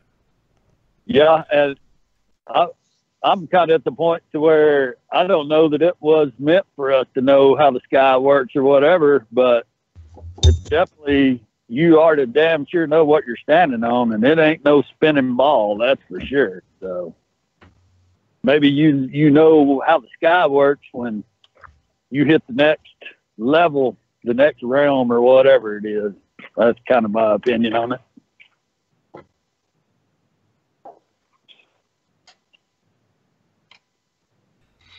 I reckon you should make a song about it. like Flat Earth. What is it? The guy. I mean, he's a London guy. Talks like this. He's all very alright, mate. He's putting out song after song, but you've got the actual proper accent that absolutely sings this. Sorry. Oh, that blew me away. I heard him on Globebusters or something the other day, and I'm like, that dude's from London. I was thinking he was from Tennessee or something, you know. That's right. He could be your neighbour, couldn't he? And you've got the right, actual John. accent. Yeah, I think you should cover all his songs with the proper accent. Brilliant. No, It looks like our buddy Jimmy Jean might be available to pop back in from what I'm seeing, Josh, too. Before I get out of here, I'm about to head out here in a minute myself. Starving. Yeah, let's do that. Hey, Jay, why don't we let you go now? Feel free to give us a call any week, really. Yes, sir. We're here, and you are welcome every time. And if I don't pick up right away, feel free to call back a second time. You're not bothered. Take it easy, Jay. Good to catch up again, mate. I look forward to the first album, Jay. Cool. Take it easy. All right, thanks, Jay. Have a great night. Bless, mate. Sweet. I do love getting call-ins. Wish we got more of them. Yeah, that was cool.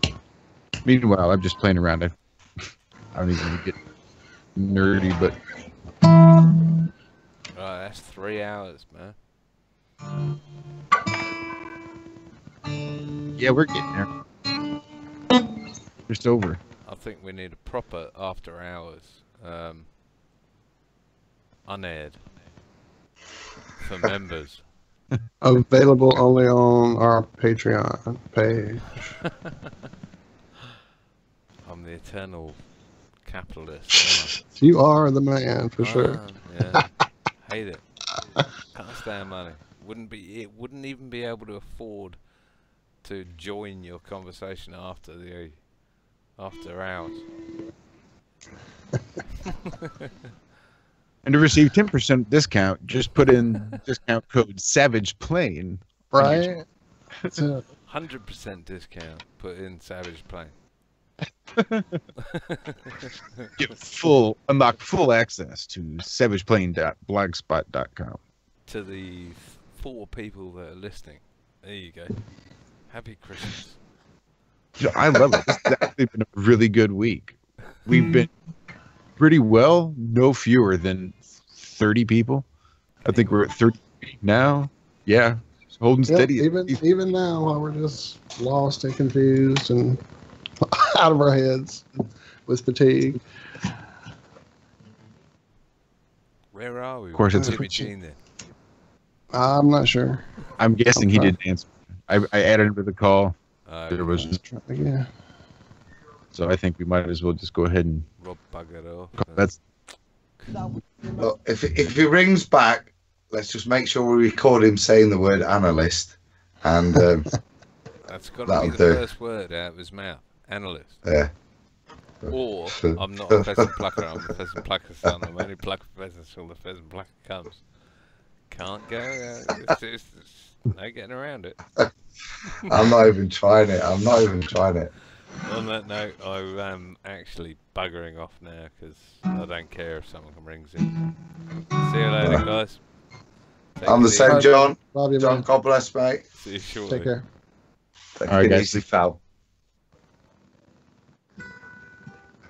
Guys, I'm going to do the same. I'll let you head out. Look, Walt, are you going to play me out? I'm going to head off to bed now. I just want to hear a last little bit of guitar. No, I'm not. I'm just messing around. I quite like it. I'm thinking that's nice. I'll head off. I don't know any songs though yet.